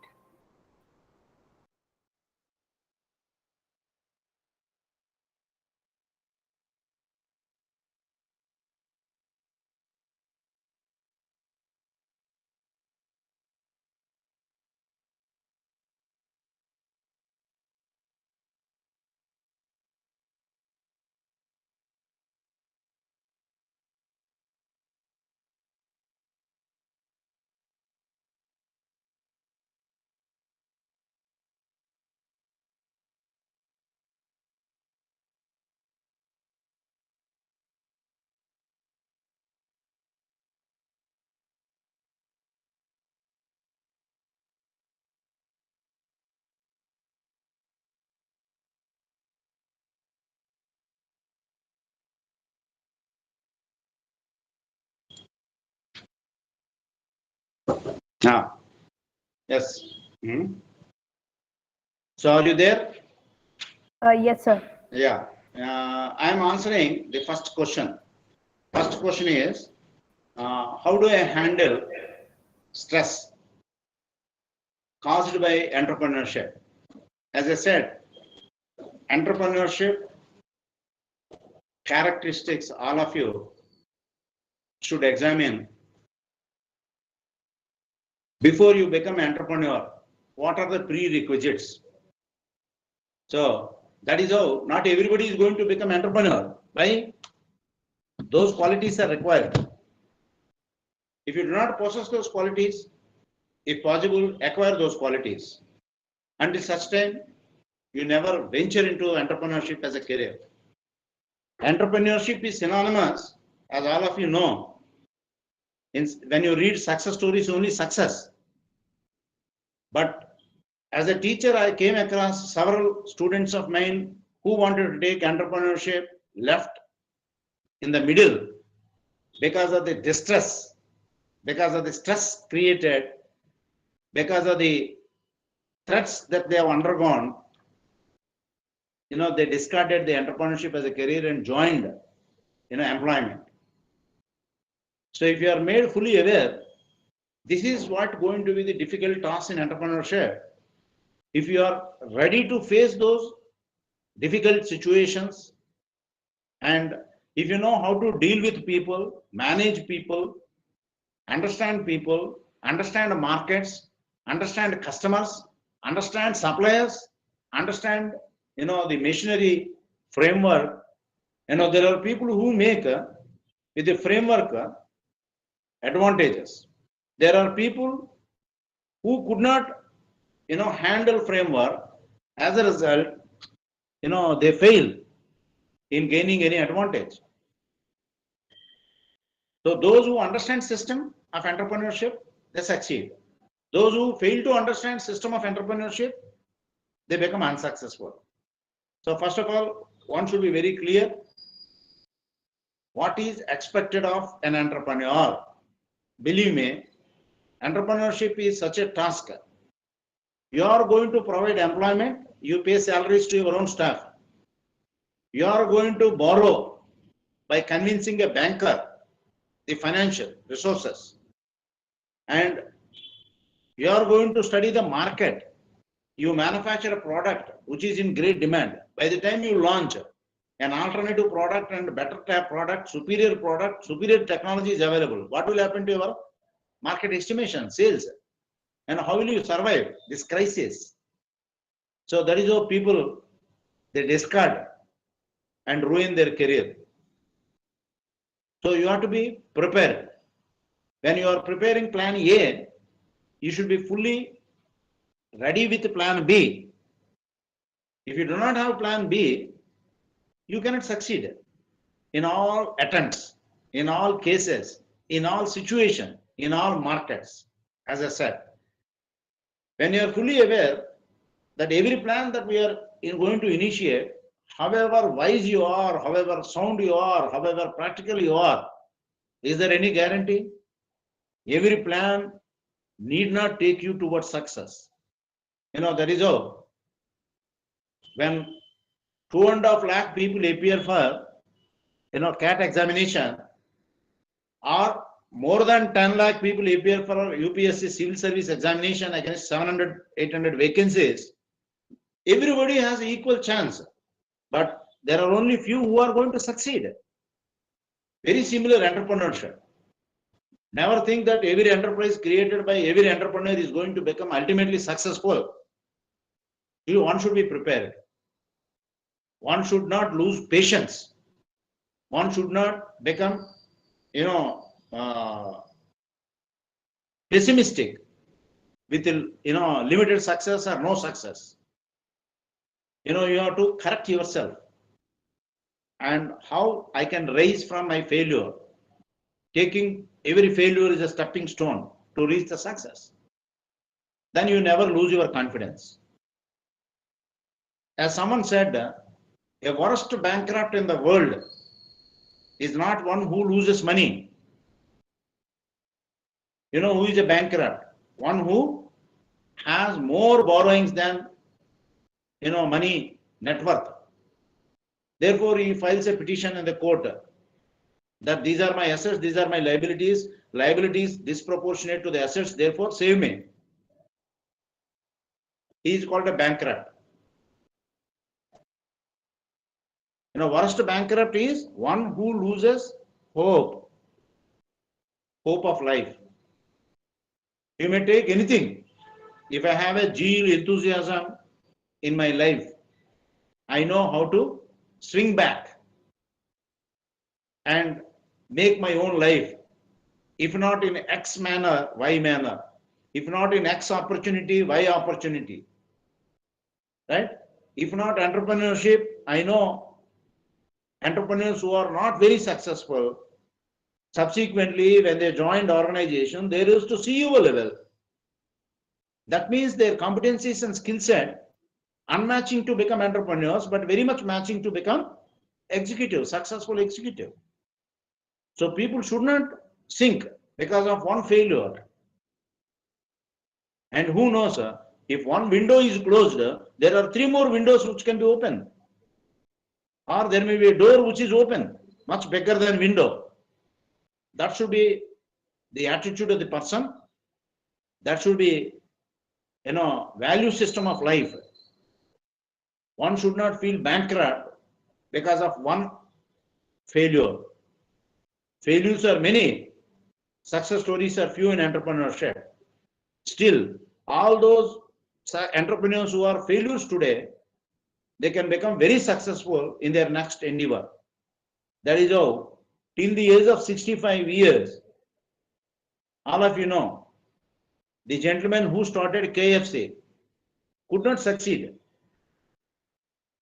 And in 17 times, 17 enterprises, he miserably failed.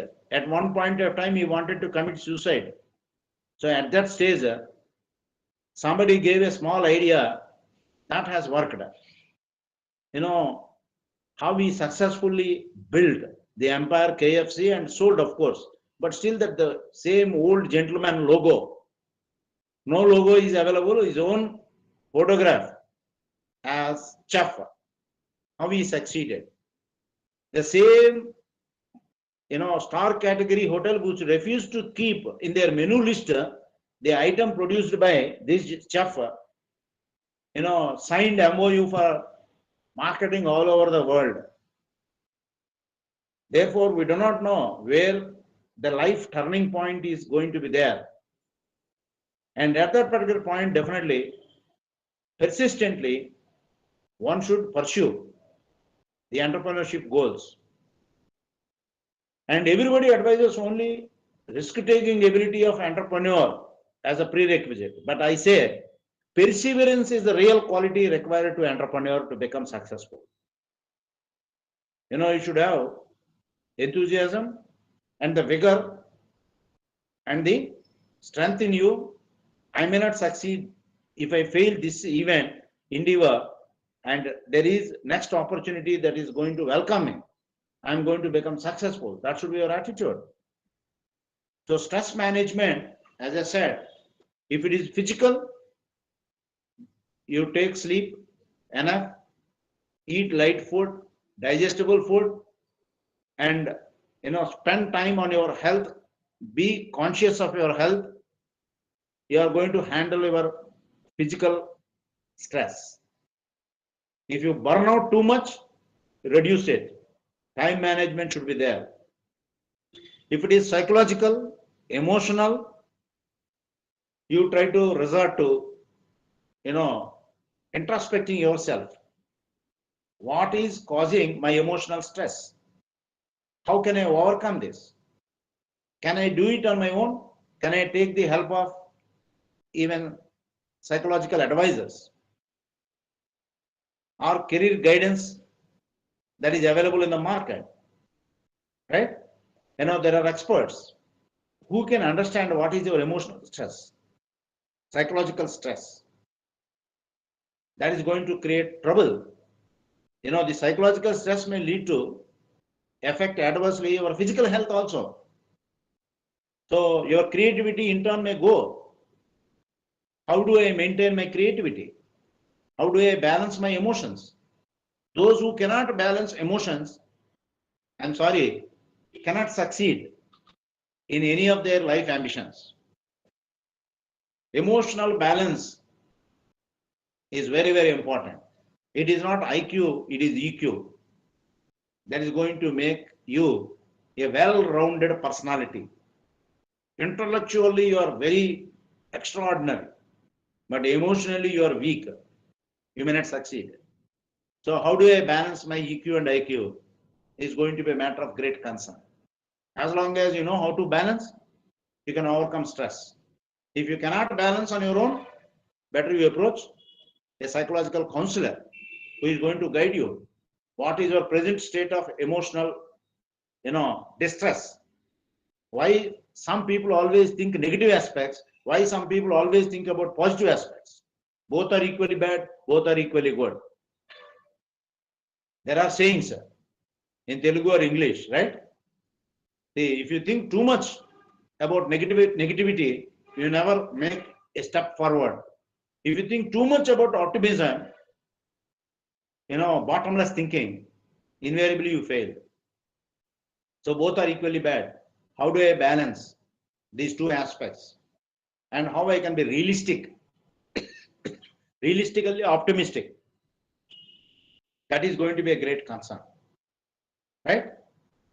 So, as someone said, the balancing part is really difficult, but it is not beyond your comprehension.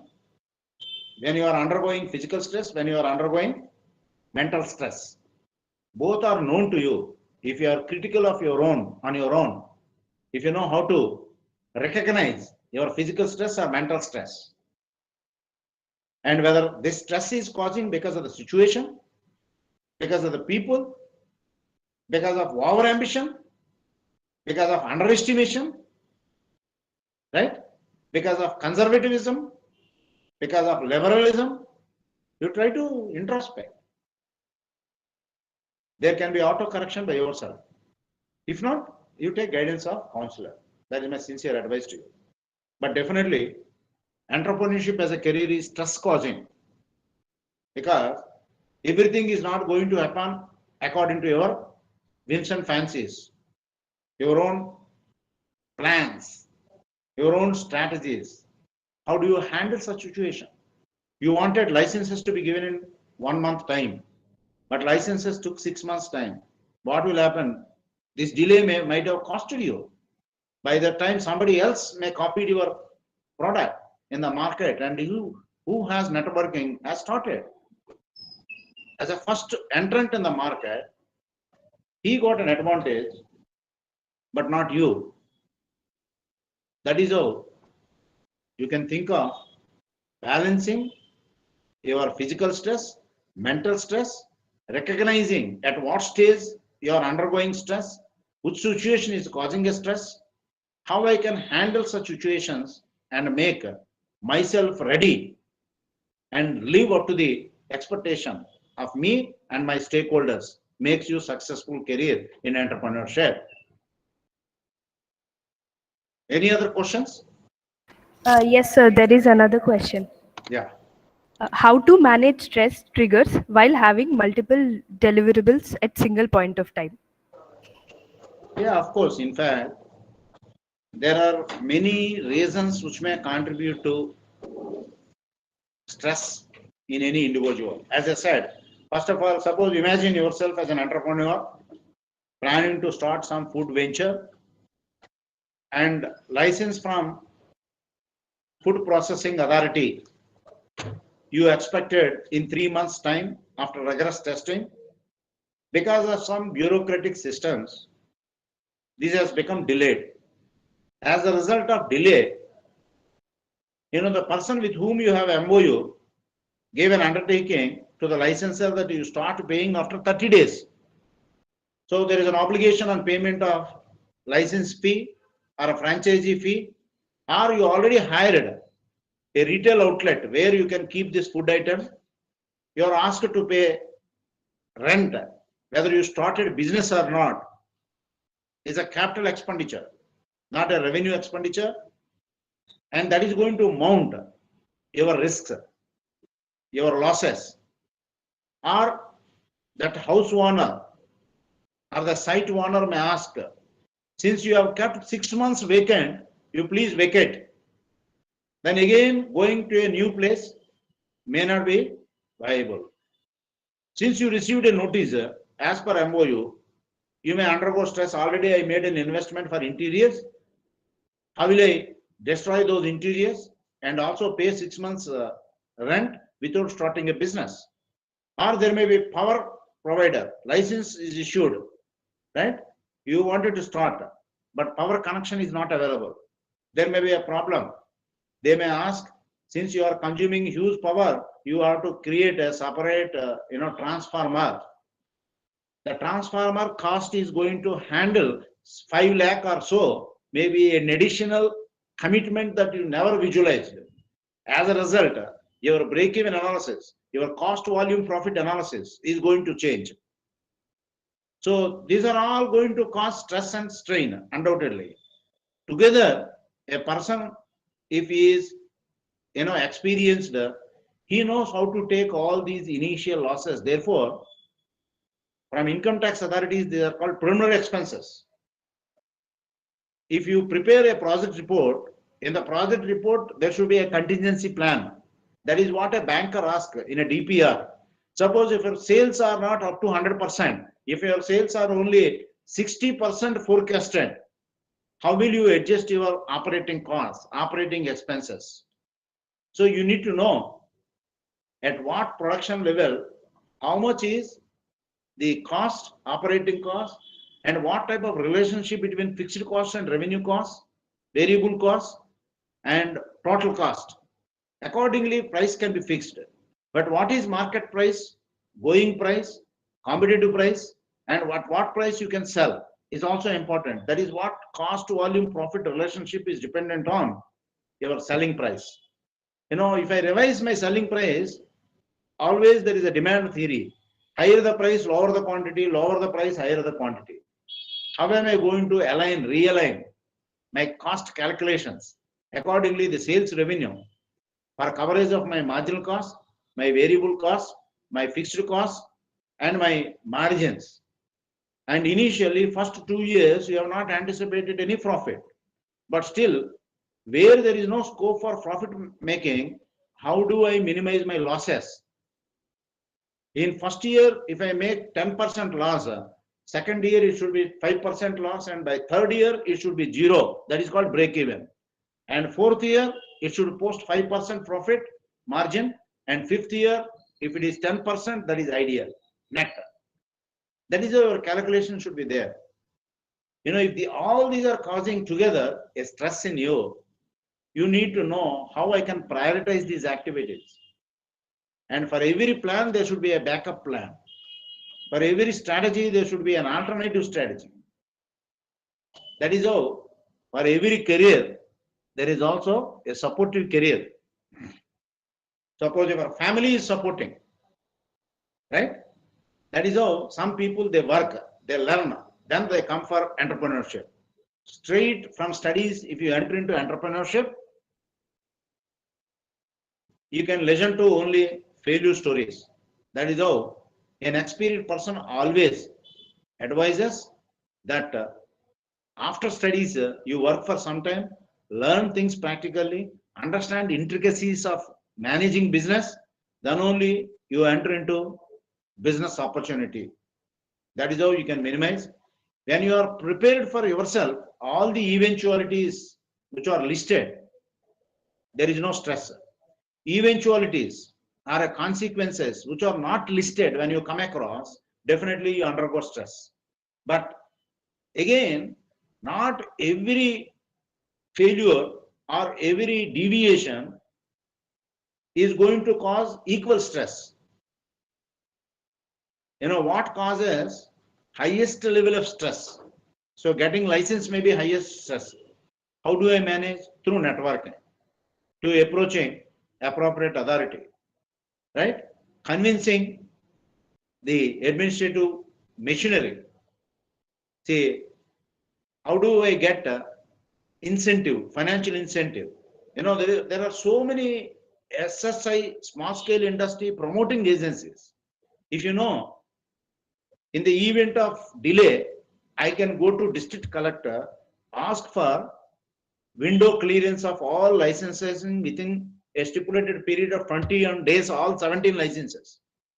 Did you approach a collector?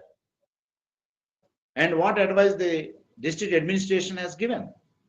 Suppose land allotment is not done. Unless land allotment is done, equipment cannot be ordered. Unless equipment is delivered, installation is kept ready, the foundation is prepared, installation cannot be done. So anticipated project completion within 18 months may get delayed because of these supply chain problems. and synchronization problems. So how do I handle such situation? One should be ready to understand those eventualities. So if you prioritize, if you are fully aware, plan A is not going to work out, what is my plan B? Then stress can be reduced.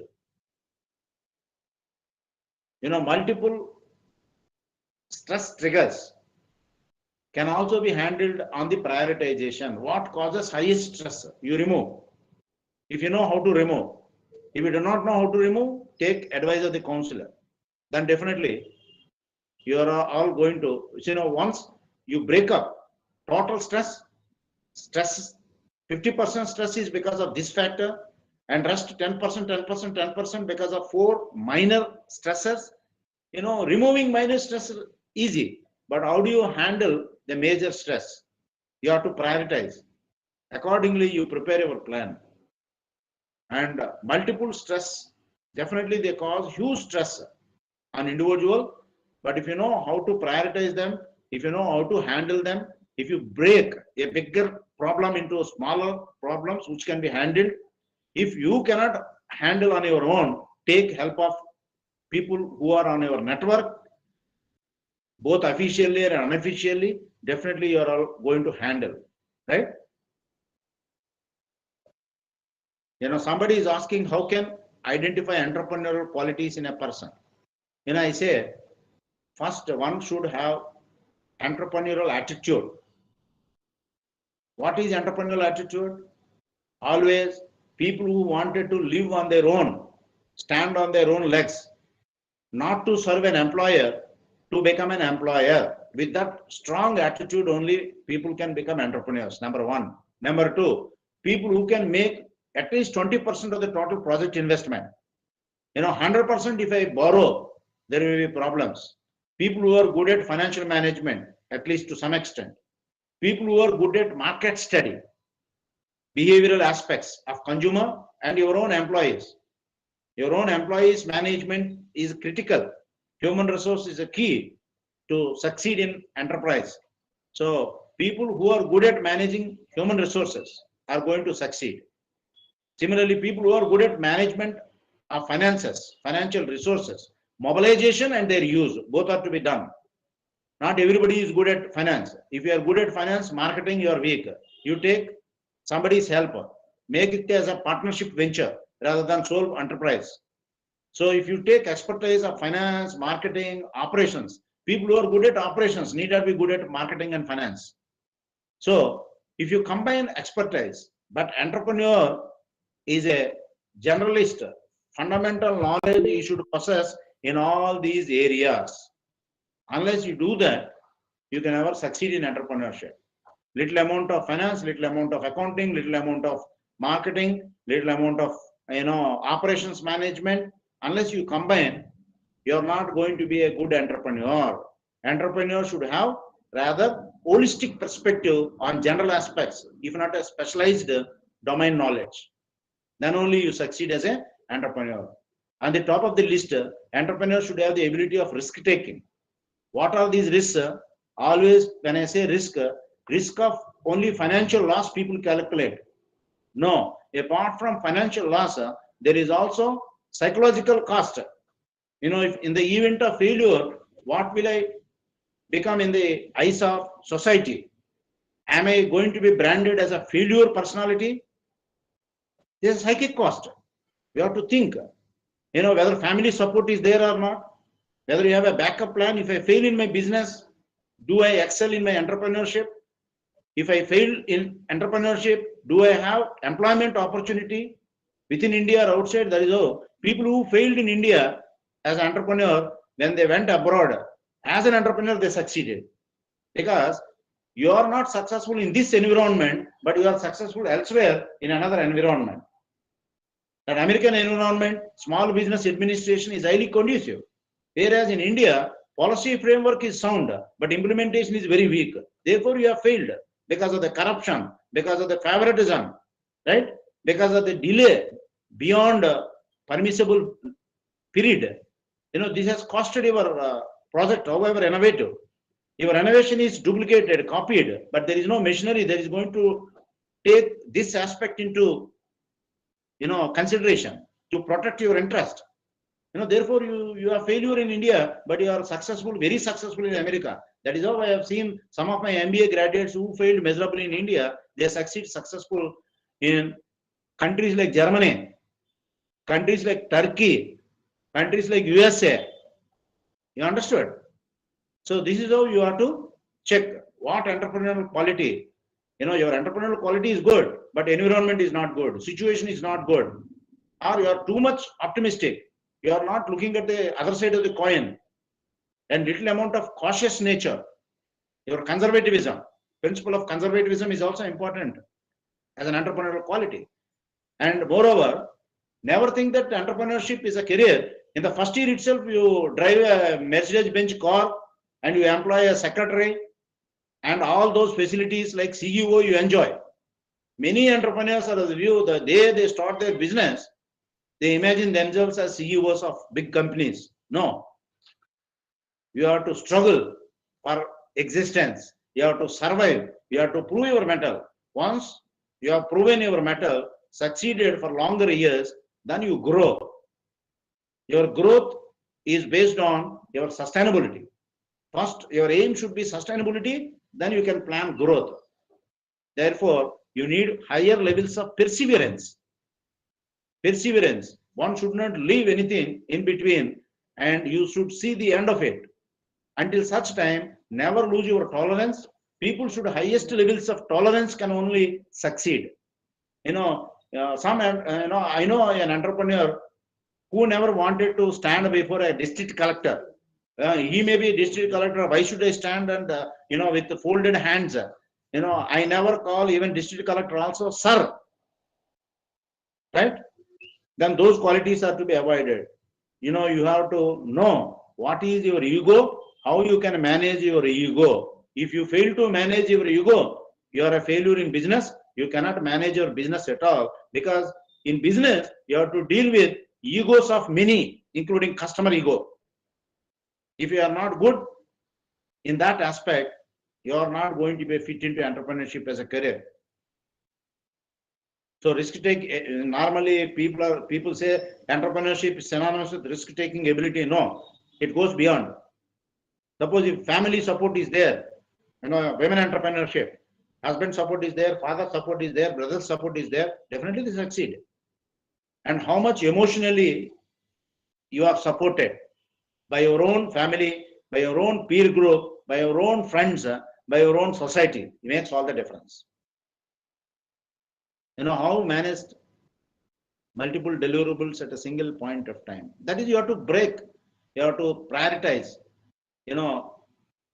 multiple stress triggers when they work on you. What are emotional triggers? What are physical triggers? Suppose you are working beyond 15 hours, it may lead to less sleep. As a result, you may not be able to concentrate so much next day. So you have to change your sleeping habits. You have to change your eating habits. Either you eat too much or don't eat because of the work you are postponing. Both are equally bad. You have to eat balanced diet. That makes your body adjustable, adaptable, gives required energy level. If you eat more than what is required also, you cannot be strong. You become weak. There may be indigestion. Indigestion lead to several other complications. Right?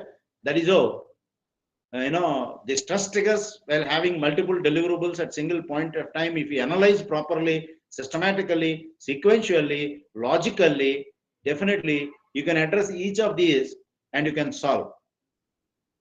If you are not taking food on time, it may cause stress on you, right? If you are not managing your time properly, it may cause stress. Procrastination, I said somewhere, it should not be the characteristic of entrepreneur. You should not postpone. My guru used to tell me, what all that you wanted to do today, you have to complete today itself. And if possible, what all that you are planning tomorrow should also be done, a portion of it today, so that things are never postponed. Normally I come across friends, who wanted to do a list of to-do list, 10 items. By the evening, if you ask, sir, I completed only 2 things, but how about 8? I'll do it tomorrow. Which tomorrow? Tomorrow. That postponement should not be there. If you are that character, if you are that type of personality, you are not going to be, professional entrepreneur at all. That causes a lot of, this list is going to become mounting. What will you do? Small problem when you handle on time can be resolved. It is going to become a much bigger problem if you postpone. So when it is small problem, if you handle it easily, you can remove. Once the small problem has grown bigger and a bigger problem which cannot be handled, it may cost you. That is where I think you need to be very clear in your mind. Yeah, somebody is raising hand. Ma'am, Supriya, ma'am. Yeah, Supriya, please.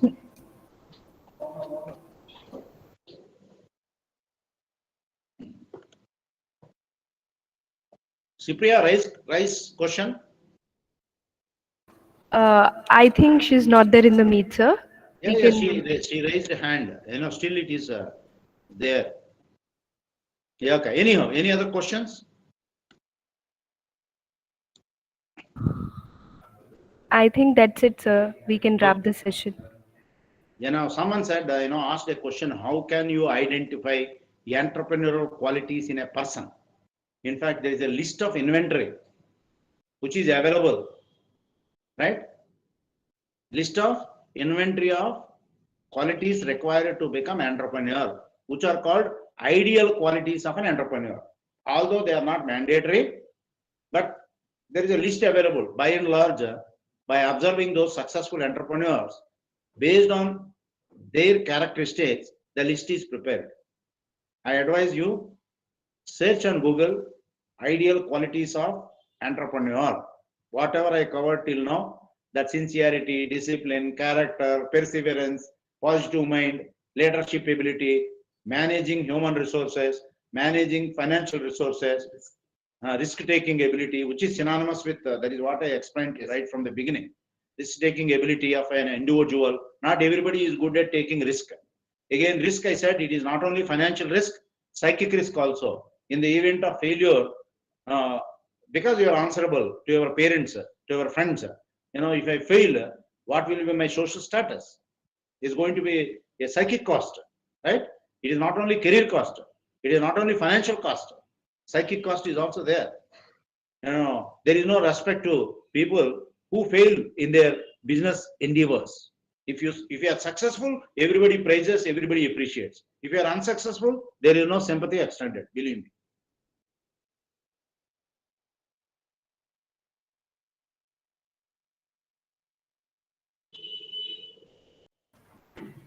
Ma'am, Supriya Presti, are you there?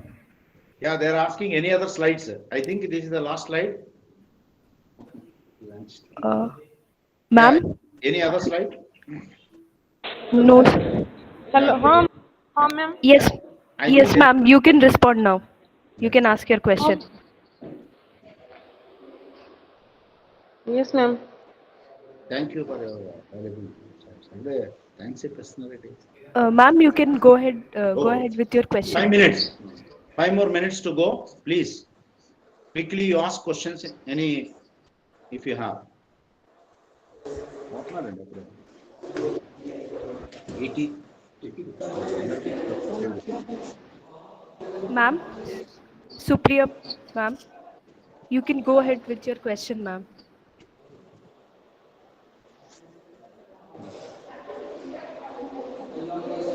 Somebody is asking, what is that? Sir, an aspiring young entrepreneur, how would I handle the stress from term exams and other activities in colleges and at the same time work on my business idea? This is what I said. There should be, time management, proper time management. What is the time management? How much time I allocate for my studies? How much time I allocate for my career?